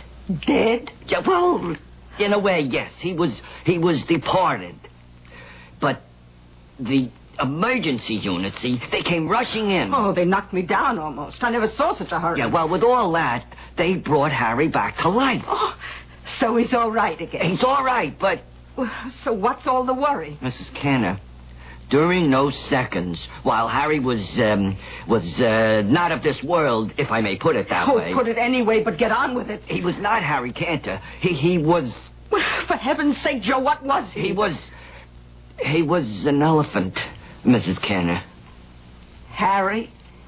An elephant? My boy an elephant? That's what he says. How could that be? Mrs. Cantor, it is my belief that Harry was reincarnated, see, when his heart stopped, and before they started it up again, Harry's soul left his body and entered into the body of an elephant. Can such things be? Well, you said yourself, Mrs. Cantor, we just don't know. No, I don't believe it. Harry couldn't be an elephant. I don't know if he even likes elephants. Well, he does now. You know what I think, Joe? What? He dreamed he was an elephant. It was all a dream went through his head. Well, I don't know if you dream when your heart isn't beating. Well, I'll ask Dr. Klein. Well, if it was a dream, it was a very beautiful dream.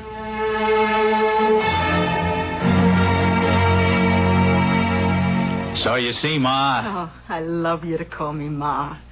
It's been so long. Yeah. Well, you see, elephants are really the kings of the jungle. Not just because they're so big, but because they have a sense of responsibility. They find water for all the other animals. And you know who's the leader of the elephant herd?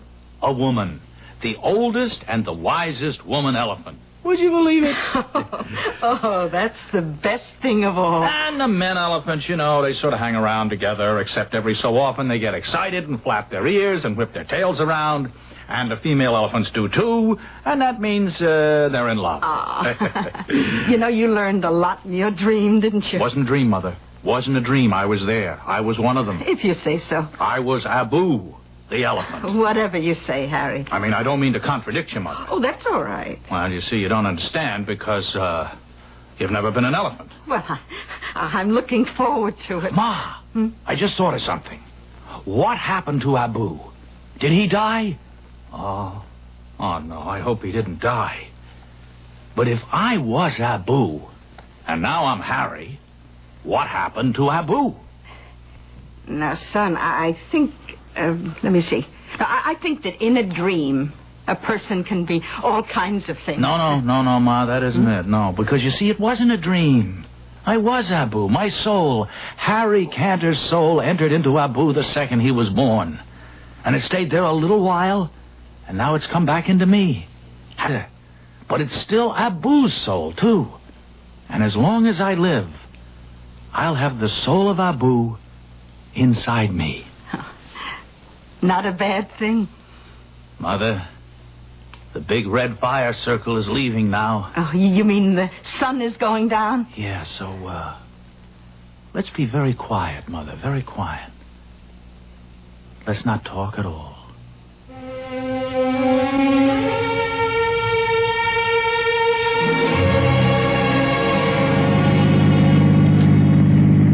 Has Fargus Falls changed much, Ma? Not much. It's been, I don't know, years since I saw the old place. It's pretty run down. Oh, we can fix it up.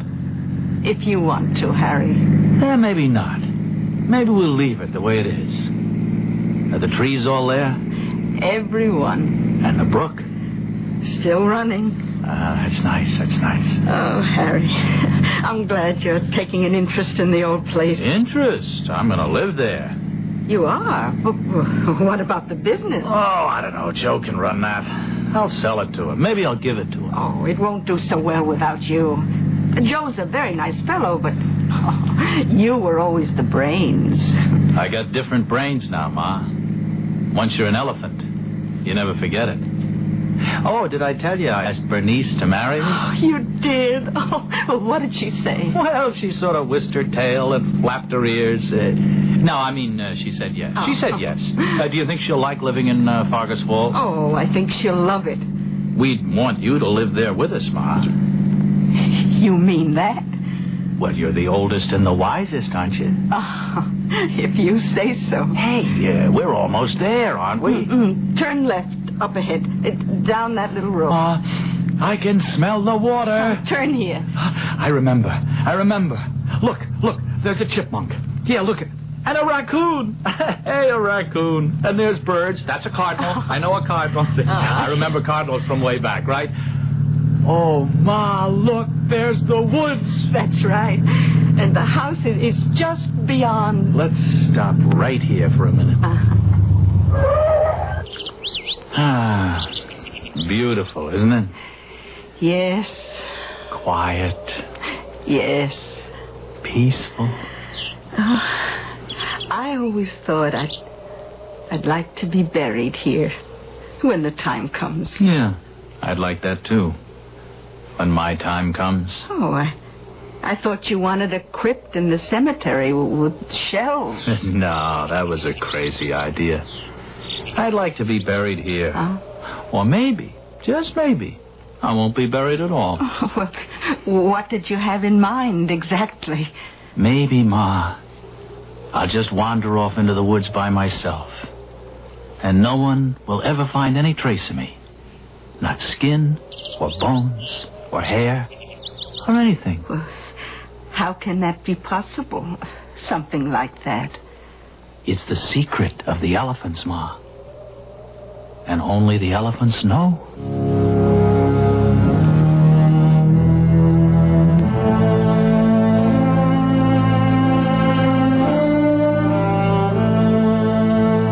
It is quite true that no one knows how or where the elephants die.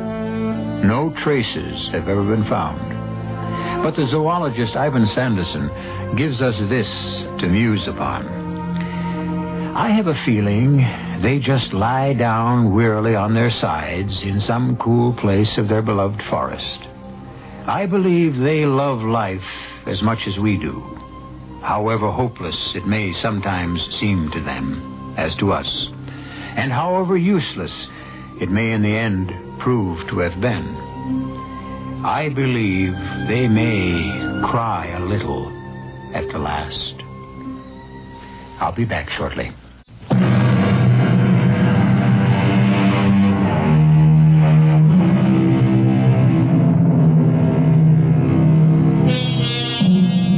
Our story has ended. Story, I can hear you ask? All right, then. Call it what you please. Call it a fantasy or a fable. Call it a parable or call it a myth. Or, and it might be the most apt description of all, it might be that most ancient of all dramatic efforts. It might be a morality play. And as with all audiences of all times, you must find the moral for yourself. Our cast included William Redfield, Arnold Stang, Bryna Rayburn, and Joan Shea. The entire production was under the direction of Hyman Brown. And now, a preview of our next tale. The spell was broken by the waiter with the lunches Jones had ordered. But right after the dishes had been cleared, I picked up where Jenny had left off and felt my blood run cold as I read her description of her first visit to the Walpurgis Club. It was a desolate house in the country, lit only by firelight and candles with weird music, and people drunk, not with liquor, but with some kind of frenzied belief in the magical power of the devil.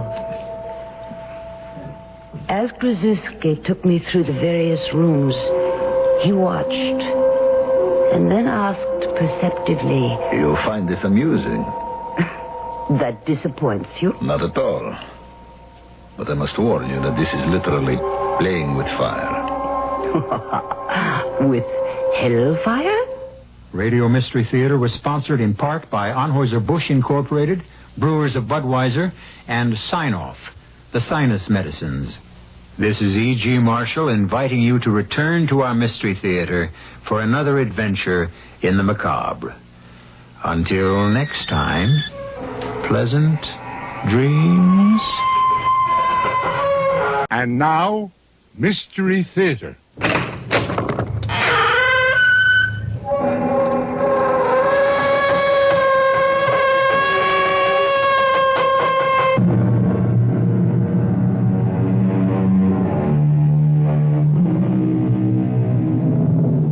Come in.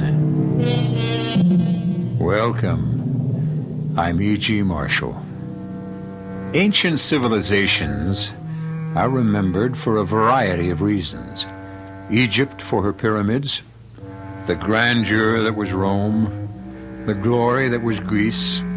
But how about our own civilization? Sometimes in my darker moments, I wonder if perhaps ours won't be remembered as the creators of the sleeping pill, the little pellets that have brought surcease from care to so many, and, unfortunately, death to so many others. All this thing needs is a good cameraman, and we could make a film. Please, Jenny, control your sense of humor. And here, take this pill. I never take pills. It is just to help you through the final rite. The making of the mark of the Walpurgis Club. That way, I promise, you won't even feel the heat of the branding iron.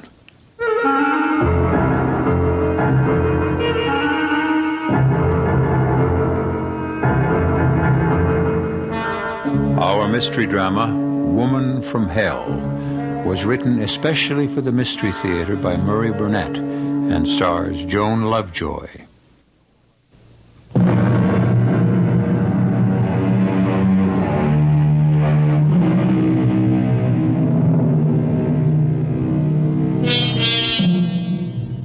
Suicides always rate a few lines of newsprint. But every newspaper headlined the shocking and totally unexpected death of the legendary superstar Jennifer Grinnell from an overdose of sleeping pills. The question on everyone's mind was, had this fantastic woman taken her own life? In Los Angeles, the medical examiner's office was off limits to reporters seeking the answer. One man, however, had been admitted, given a report, and now he walks slowly down the long corridor, out of the building, and into the bright California sunshine. Mr. Ducot! Mr. Ducot! I have nothing to add to what I've already said. You've got me wrong. I'm not a reporter. Here's my card. Darrell Jones, private investigator.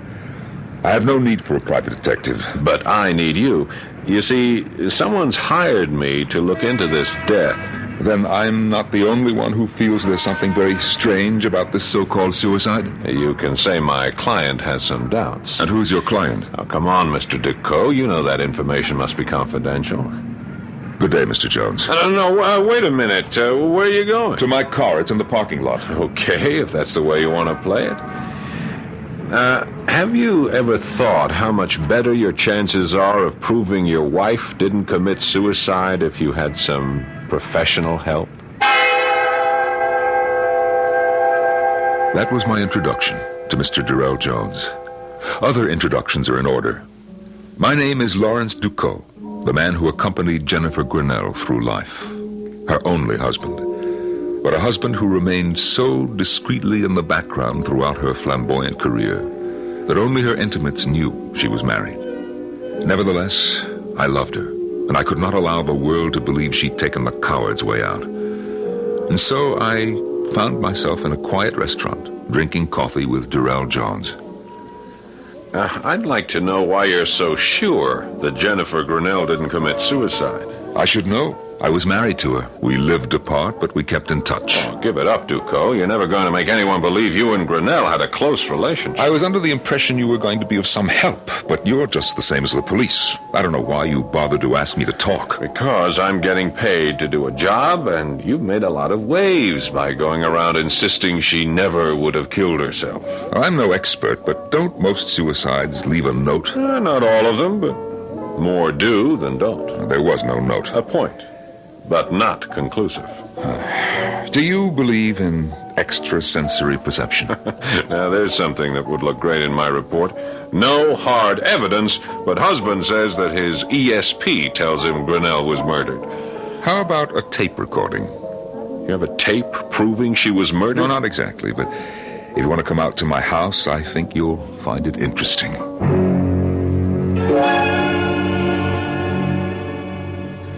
Okay, where's the tape? Let me explain. I can't afford servants, so I had this telephone answering tape installed. And since Jenny and I spoke frequently, I've kept a tape recording of every phone call. Very clear. 10 days ago, I called her. Here's the call. Here are her words.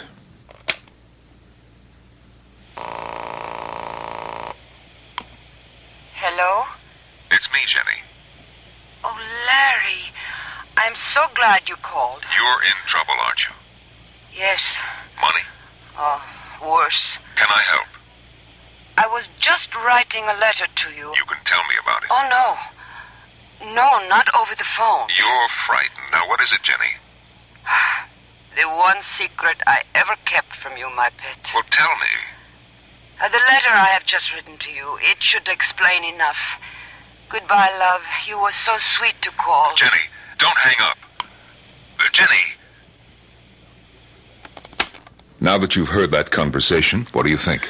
I can understand why the police weren't interested. You don't believe that she was frightened? Sure. But of what? She didn't mention anything specific. If the police and the medical examiner say that Grinnell killed herself, I'm not about to argue with them. Well, then, why did you take the case? That's the way I earn my living. A client asks me to look into something, I look into it. That's why I'm here. But I'm not on anybody's side, and I don't like to make myself look like a fool, especially in front of the cops. I see. Now, she said something about a letter she was writing. Did you ever get it? No, she must have had second thoughts after she talked to me. I never received the letter. It was a lie. I had received the letter, but I felt that it would have been useless to show him. His mind seemed to be made up, and so was mine. Jenny had said one secret she never told me. Because I felt that Jenny's secret lay in her past, I went to the man with whom she'd had her longest and closest relationship, the spectacularly successful novelist, Bruce Brown. He was working at his latest retreat, a remotely situated house on the Greek island of Samos. You hear about our girl. How can I help? Well, first by telling me whether you think she committed suicide. Hell no. That's why I hired a private detective. By the name of Durrell Jones? That's my boy. Has he been in touch? Yes, he has. And? He thinks she did it. Does that make you change your mind? Well, it bothers me. Jones is good. Who would want Jenny dead? Bruce, she was scared. Scared? Our Jenny scared? Our Jenny. Hey, look, do I catch a whiff of jealousy after all these years? Come on, shall we stick to the subject? Right after I tell you something. If you don't mind, Bruce, I think It'll only take a minute. Now, you know when I first met Jenny, and you know how I fell for her. But what you don't know is that I proposed to her. You know what she said? Not only what she said, but how she said it. She told She you? didn't have to. I know the routine. She opened those violet eyes wide, and in her best ingenue voice said, "But I am married." Yeah, well, what you don't know is that I asked her to get a divorce. She refused. Welcome to the club. You say she was scared. What was scaring her? I received this letter, postmarked the day of her death. Shall I read it to you? No. Here, let me. Dear heart, there is no way you will make any sense out of this letter, but I do not see any other way. If 1 week after you receive this craziness I am still alive, you will destroy it and forget it. If something should happen to me, then you will make your own decision. Yes, I am afraid. Of what? Of a mistake I made back in the days of innocence. I never told you, but now it has come back to haunt me. But I also have another secret. I kept a diary. A diary? Jenny, a diary like any schoolgirl. I don't believe that. She's putting you on. Now finish the letter and then we'll talk. I have written both too much and not enough. But for your own dear sake, I warn you, trust no one. No one. Adieu, Jenny. Well, what do you think? I think if this letter had been written by anyone but Jenny, I'd say it was a woman who was going insane. But with Jenny, well, there's no question she was scared. And fear, well, fear is just the wrong emotion to associate with Jenny. If we think that way, we're not going to get anywhere. Well, where do we want to get? I want to get whoever killed her. You think we can? She has the answer in her diary. You know where it is? I have an idea. Excuse me a moment. Yeah? Bruce, this is Jones. Yes, Jones. You got something on the Grinnell case? Look, I'm calling to tell you that there is no case. The dame took an overdose of sleeping pills, period. There wouldn't have been any talk at all if it weren't for her husband. He made news just by turning up. Very few people knew that she was still married to him. Well, did you talk to him? Oh, sure. I even listened to a tape of a phone conversation he had with her, but that just proved she was upset. Larry, did you show Jones the letter? No. Hello? Hello, you still there, Bruce? Yes, I'm still here. Oh, look, I haven't got a single clue that points anywhere except to suicide. Okay, you've made your report. I want you to stay on the case. For how long? Until I tell you to quit, or until you tell me you're quitting. Okay. You're paying a hell of a price for what I think is plenty of nothing. I understand. You keep pitching, and I'll keep the money coming. Bye. Well, you heard, Larry. Yeah, I heard. He's convinced it's suicide. I'm glad you didn't tell him about Jenny's note. Well, I didn't because you didn't, and come to think of it, why didn't you? Because Jenny specifically wrote for me not to trust anyone. But you've already disregarded that bit of advice by telling me. What Bruce Brown said was true. But I hadn't told him everything.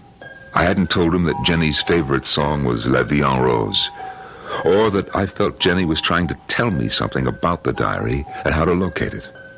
That's why I stood on the cobblestones outside Rene Pergamo's florist shop on the Rue Clichy just 2 days after I talked with Brown. Rene's window, with its usual bounteous and beautiful display, brought back memories. And as I stood there, Rene himself came rushing out. Monsieur Duclos, monsieur, may I express my condolences and shock at this sad news. When I heard, I could not believe. I know, Rene, thank you. Come inside. You're most welcome, mon ami, and expected. Expected? But of course. A few days ago, this little package arrived from Madame, addressed to you and marked, Hold for arrival.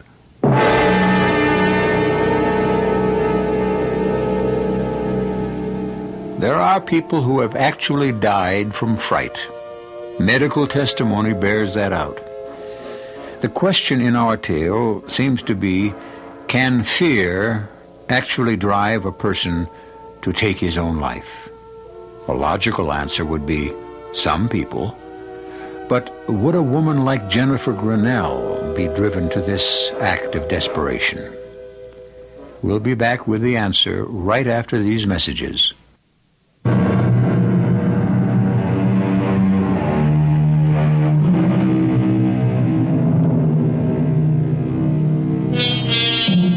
Now, what does anyone expect to find in a florist shop in Paris in the spring? Fresh cut flowers, certainly. The lovely scent of burgeoning spring plants and, of course, the undertones of romance which accompany the annual springtime awakening of the City of Light. But for Lawrence Ducot, the florist shop of René Pergamo might hold the answer to a riddle, the proof that his glamorous wife did not take her own life. How long are you staying in Paris, Monsieur Ducot? Well, that depends, René, on what is in this package. Monsieur, let me assure you, if there is any way I can be of help. Well, that's very fine of you, René. Let me get the door for you. These are not just words. Attention, monsieur, watch out! Here, monsieur! Oh, well, let him go, René. But I won't forget that I'm even further in your debt. You know, he really might have hit me. It was almost as if he were trying. That is our Parisian drivers for you. Hop in, Ducot, quick. Jones, what are you... Come on, or we're going to lose that car that almost got you. You know, you're talking like a man who believes that car really tried to run me over. It's a lot easier to believe that than your story that your wife didn't kill herself. Still, why would anyone want to rub you out?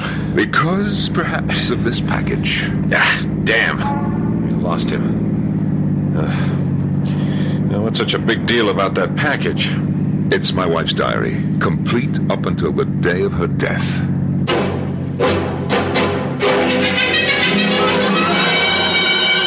Do you intend to follow me wherever I go from now on? I think you need protection, Ducot. Well, maybe, but I can't afford your fee. Don't let the fee worry you. I'm already being paid.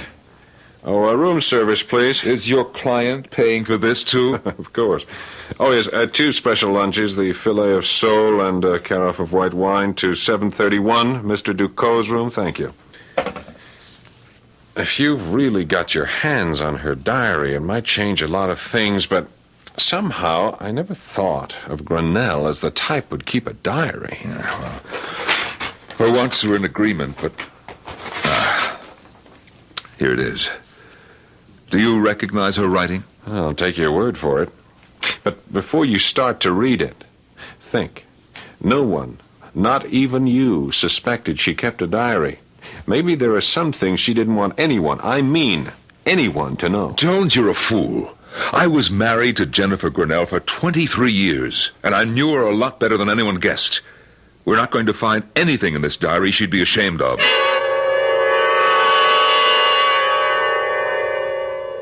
The years fell away, and memories came flooding back as I read the entries and found myself again under the spell she'd always cast for me. I could see her sitting in the small, cramped flat we'd had in Paris right after our marriage. I could smell her perfume and hear her as she wrote in the diary I never suspected she kept. And such foolishness today. Mutsi, my agent who adores me, has made an appointment for me with Anton Krasuski for the lead in Woman from Hell. I told Larry thinking we would laugh, but he thinks I should go. I told him I would, but I refused to make a fool of myself. Jenny, are you home? Larry! I will give you only one guess what we have for dinner. Did you go to see... But a small clue. It is heaven. Well, what about Krasuski?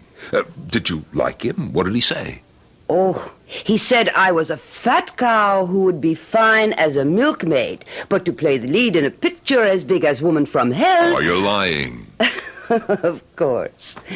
I did not go. It would have only been a great waste of time. Yes? May I speak with Jennifer Grinnell? Who's calling? Who is it? Krasuski. Your waste of time, Anton Krasuski. Now, young lady, you will tell me why you failed to keep an appointment with Anton Krasuski yesterday. May I have a light, please? Do you want the part? Are you offering it to me? Here is your light. The part can be yours, depending. Depending? On how much you really want it. Why do you choose me, an unknown actress dreaming of a career, for the lead in the most important film of the year? Because I have seen your nightclub act. Because your insolence and your beauty are perfect for the part. Well, pardon me for being slow, but I thought there were other considerations. Only one. Join the Walpurgis Club. The Walpurgis Club. And what is that? A club of witches?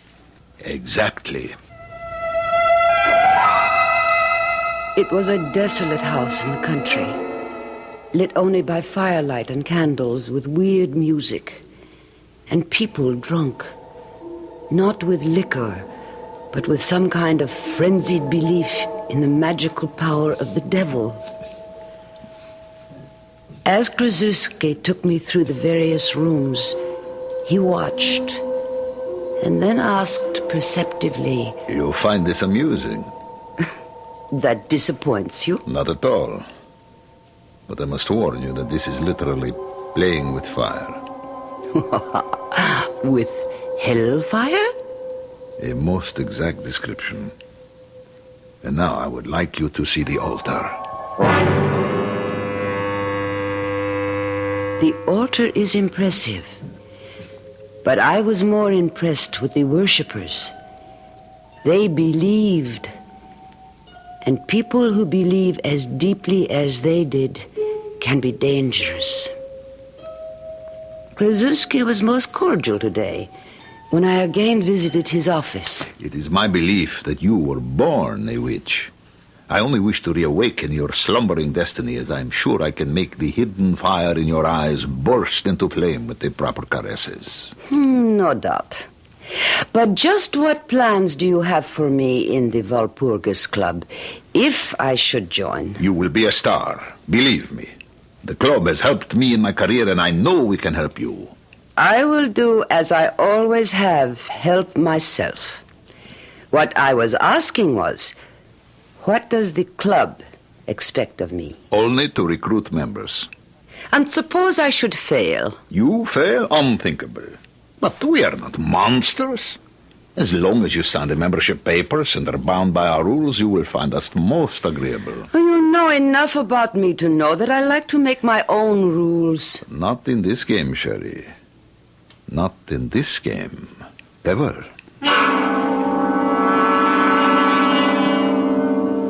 How can I tell Larry the truth? He smugly keeps reminding me that he was right about me getting the part in Woman from Hell. How I ache to tell him about the Walpurgis Club. But I cannot. And even if I did, he would just laugh and dismiss it as a silly joke on Krasuski's part. I must admit I felt the same, but there are certain things that worry me. As, for example, today, when we were rehearsing privately the scene where I show Karyu the tortures he will suffer in hell if he allows me to seduce him. No, it is all wrong.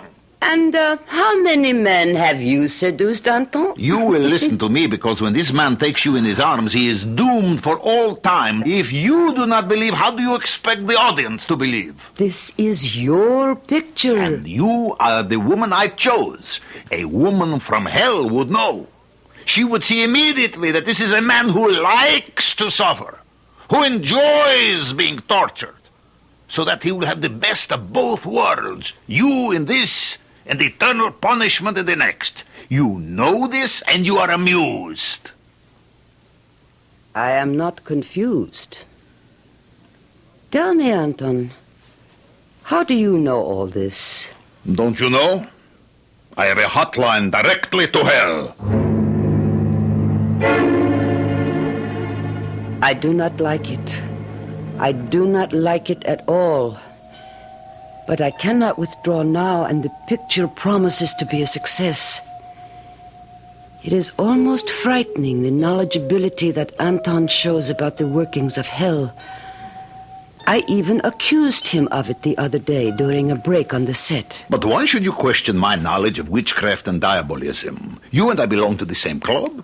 I am reaping the benefits of years of research. And your payment, Anton, for these benefits.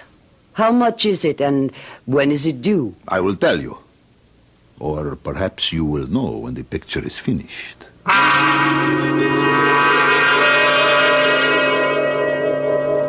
I loathe fidgety men, and Anton has become extraordinarily fidgety.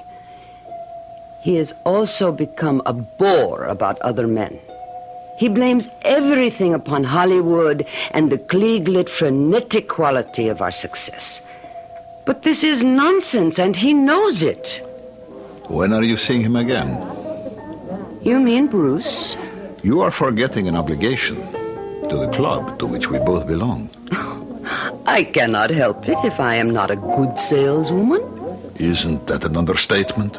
Your record is immaculate. Not one convert to the Walpurgis Club since you became a member. Remember, I warned you about the possibility of my failing. I remember.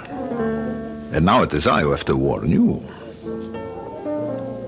Either Bruce Brown becomes a member, or you will suffer severe consequences. They overestimate my influence on Bruce. They know just how infatuated with you Bruce is, and you have never really believed, have you, Jenny? And you won't until it is too late. However, we have a problem. We? Do you mean you, the club, or me? All of us. You remember Jacqueline Fournier? Of course. Then you may also remember that she was announced for the part that I gave you in Woman from Hell. Must we go through this ancient history? I am afraid we must. You see, she has heard rumors about the Walpurgis Club, and she threatens to do a whole expose, claiming you got the part through witchcraft. Let her. The club does not think that would be wise. Then let the club stop her. That is just what they intend to do. Fournier can be appeased. With your influence, you could get her a part in a picture and she would be happy. I do not pay blackmail. I told them what your answer would be. But Jenny, for your own sake, get Bruce Brown to join the coven.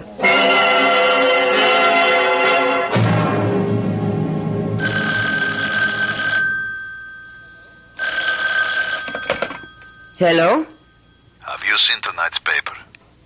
No. I thought you should know that Jacqueline Fournier met with a tragic accident. Her car ran off Mulholland Drive and crashed. She died almost instantly, which of course is something to be thankful for.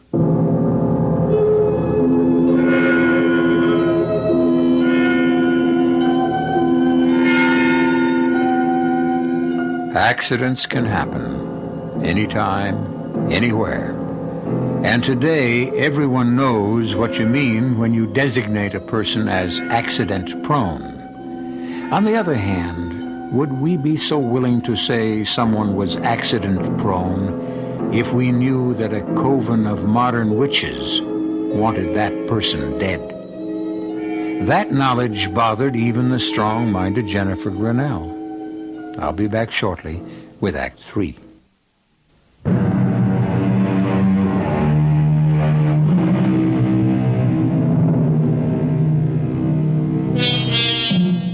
One of the most famous and dramatic moments in the theater occurs in the play Peter Pan, when the actress playing that immortal boy turns to the audience and asks them to applaud if they believe in fairies. Invariably, the house breaks into a storm of applause. However, would the audience response be the same if the actress asked for applause from those who believe in witches? That was precisely the problem that faced Lawrence Duco as he tried to prove that his wife didn't commit suicide. Her diary asked him to believe in witchcraft. Now, if you want to waste some more time, we'll continue reading the diary, but my advice would be for you to burn it. Less than 2 hours ago, you were all enthused over the chances of finding the answer to Jenny's death. And now... You're not thinking, chum. You started all this because you wanted to clear the stigma of suicide from your wife's name. And I still do. Even if you now brand her as a believer in witchcraft, a wheeler-dealer in the occult who built her whole career upon a deal with a coven of modern witches? I don't see that it has to be put just that way. And I'll make my decision when I've finished reading the whole diary. And so I reopened Jenny's diary, and again found myself reliving those days when Jennifer Grinnell was Hollywood's biggest star, and I, her husband, was a forgotten man, while her romance with America's favorite writer, Bruce Brown, headed the list of items in every gossip column. Hello? Jenny, it's me. I'll pick you up at the usual place at 9. Oh, that is not possible, Bruce. Why, what's up? I thought we had gone beyond questions. Well, I thought so too, but that was before we stopped seeing each other. Or haven't we stopped seeing each other? More questions? I'll pick you up at 9. No, not tonight, really. Tomorrow? I suppose I owe you that much, love. You don't owe me a thing, and I'll explain when I see you tomorrow. Tomorrow will be the last time I see Bruce. It is something I have refused to face for too long now. But I am afraid I believe that the Walpurgis Club is an evil and vicious thing. If they are not witches with supernatural powers, then they are criminals. Because I cannot believe that Fournier's car crash was an accident. And I will not even talk to Bruce about joining. Poor Anton. I must lie to him. Or maybe not. Maybe the truth would free him.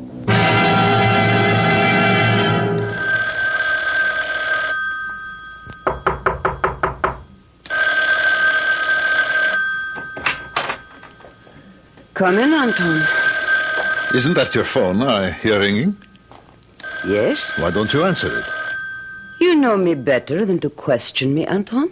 I do what I choose. If I do not want to answer the phone, I do not. Because you know very well that was Bruce Brown calling, and you did not want to talk to him.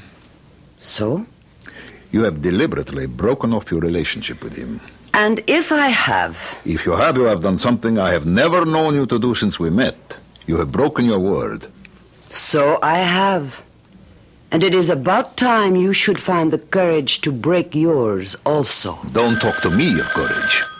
You could continue to see Bruce Brown and never bring up the question of his joining the club. But that way you might get him into trouble if the club members are really witches and warlocks. So you take this coward's way out, and it ruins me. What can they do to you? For starters, they can take me off the picture. I will not allow them to do that. They have already done it. Will you answer the phone? What do they expect to gain by punishing you? First, discipline for the ranks. I was the one who recruited you, and that was an error. 2, they think perhaps out of a feeling for me, you will change your mind about trying to recruit Brown. Ridiculous. Yes, I know. But you will suffer too. Just wait until you see the new director. At this point, I closed the diary. Jones looked at me inquiringly. Had enough, Duco? Now I understand what Anton Krasuski was trying to tell me. You went to see him. When? As soon as I heard he'd been taken off Jenny's picture and replaced by Luigi Ferrelli. You seem to be pretty buddy-buddy with a lot of your wife's lovers. We had a lot in common. Would you like to hear what happened when I went to see Krasuski? Well, I'm still on the case, and my report has to be written. Go ahead. Of course, you never knew Krasuski, so you wouldn't have noticed, as I did, the changes as I approached his house. It used to be crowded and well lit, and this night it was empty and almost deserted. I crossed the driveway, rapped on the door. Larry, come in. It is very nice of you to come and see me. What happened? Why did they take you off the picture? They said they wanted a director who would be less dazzled by Jenny. Well, that's nonsense. Jenny's the star. You did 2 great pictures with her. Nevertheless, they seem to be logical when they chose Farrelly. Do you know any director who is less dazzled by Jenny than Farrelly? He hates her. And she him. It almost seems as if someone wants to ruin Jenny and her career. And me, no? Here. Look inside my forearm. Wait till I roll up the sleeve. Now, tell me what you see. Are you sure you're all right? Tell me what you see! Well, a small scar. It's shaped like a horseshoe or a hoof. That's right. Now ask Jenny. Ask her to show you hers. And that's when I walked out on him. Did you ask Jenny about her scar? No, I never did. When she broke her leg and was taken off the picture, it completely slipped my mind. And then... Oh, well, you know what happened then. Oh, everybody does. Your girl couldn't get herself arrested in Hollywood. She was finished in pictures. You don't know what that meant. Look, Ducot, I am still interested in finding out what happened just before she died. And I think we ought to skip ahead in that diary and see if we can find out. Yes, you're right. Now, let's see. Sometimes she dated entries and other times not, so... Oh, yes. Here. This one's dated just a month ago. And here's what she says. It has happened. I suppose I should have known that someday it would happen. But I really thought I was finished with the Walpurgis Club. So many years had passed, and no word from them. And so it came as a surprise when I did hear, and in a way I never would have expected. My agent phoned and told me that Tyler Campbell wanted to see me. I'll confess, I felt some of the old excitement of meeting a talented motion picture director. I've always been one of your greatest fans. Every scene in Woman from Hell is etched indelibly on my memory. I'll quote the dialogue for you if you like. Would not you be embarrassed if I said, please do? If you want my company, all you have to do is pay for it. If you want my love, you will pay more. A price that I advise you no one can afford. Enough, I am convinced. I can't understand why a talent like yours shouldn't still be working. Oh, I agree with you. And that's why I've come to see you. How do you feel about trying a comeback in a film I'll direct? Of course, I wouldn't expect a commitment until you'd seen the script. You haven't even asked what the film will be about. Well, I was not up to that in my mind. Mm-hmm. It's about witchcraft. Oh? Does that turn you off? Well, it is too soon to say. You know I don't do ordinary films, Miss Grinnell. Yes, I know. And I assure you the film is well worth doing. Today, witchcraft is in. But I intend to use it somewhat differently. I see you as fate. Beautiful, enigmatic, and inescapable. Interesting. Good. I promise that I shall shoot you so that even in the cruelest close-up, your scar won't show. My scar?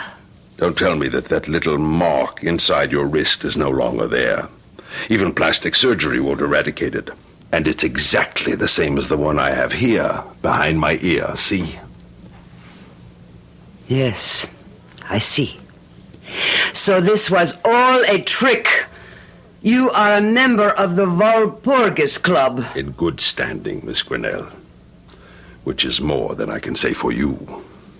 But my offer to do a picture with you is very real. I am not interested. Too fast. You make a decision before you know any of the facts. We have nothing more to say. I suggest you listen. If you think you've paid your dues in full, you're mistaken. You betrayed us. And you betrayed your oath. I am finished with you and with the club. And you will be. I promise you. Do one small favor, and you'll be a big star again. And no strings attached.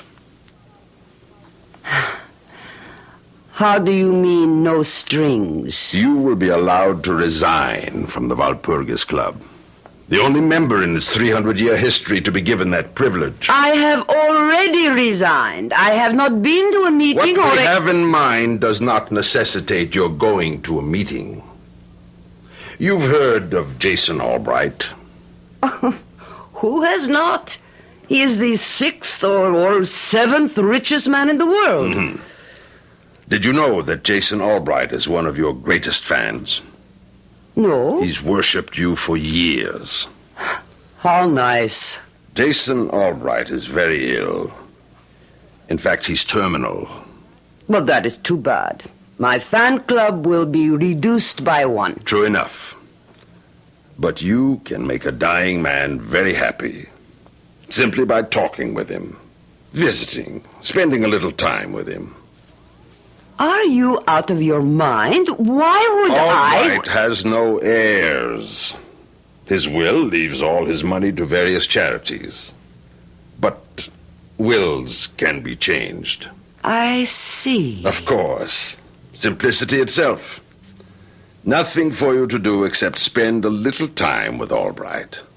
Be your charming self and persuade the old man that the Walpurgis Club is worthier than all of his other charities put together. Precisely. Couldn't have put it better myself. Before you answer that, I have a feeling it will be Jason Albright. What? We managed to get word to him that you'd be receptive to a call. I see. Hello. Who is this? No, this is not Miss Grenell. She is not at home. She will not be in for some time. No, I do not know. Goodbye. That, Miss Grenell, was very foolish. I want you to think carefully. Think what a small thing we're asking of you. And then consider the alternative. We can make things very definitely unpleasant for you, Miss Grenell. Think it over. How long do I have to think? We can give you only 12 hours. And then we'll be here for your answer.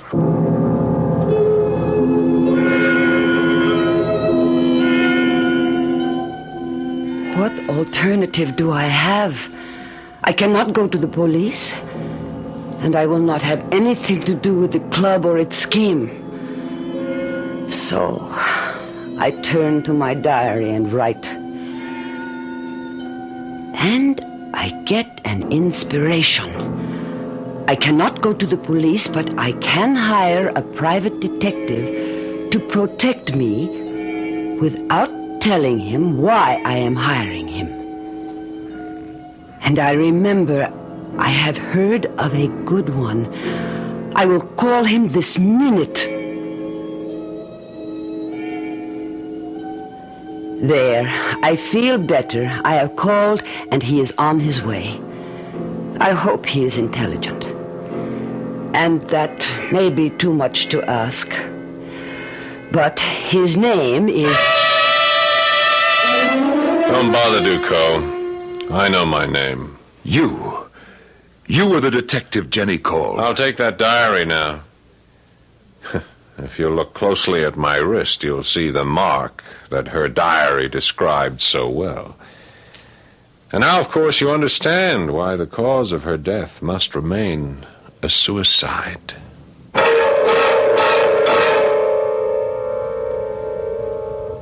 Now, I know there are some scholars in the audience who will say that Walpurgisnacht, the witch's Sabbath night, named after St. Walpurgis, is a fake, and the Walpurgis Club, therefore, must also be phony, for the simple reason that St. Walpurgis was an English woman who never committed an evil deed in her life. I'll be back shortly with some more thoughts on witches and witchcraft.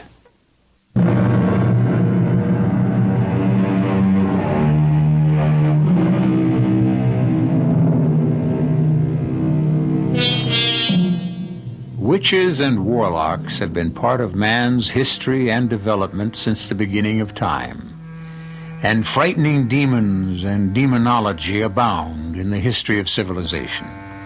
And also in man's progress, scientists for years have solemnly announced that there are no demons, no witches. Then why do these myths persist? I think perhaps because we need them. If they really don't exist, then we'll invent them to answer this need. It's something to think about till next time. Our cast included Joan Lovejoy, Norman Rose, Mandel Kramer, Paul Hecht, and Nat Polan. The entire production was under the direction of Hyman Brown. This is E.G. Marshall inviting you to return to our Mystery Theater for another adventure in the macabre.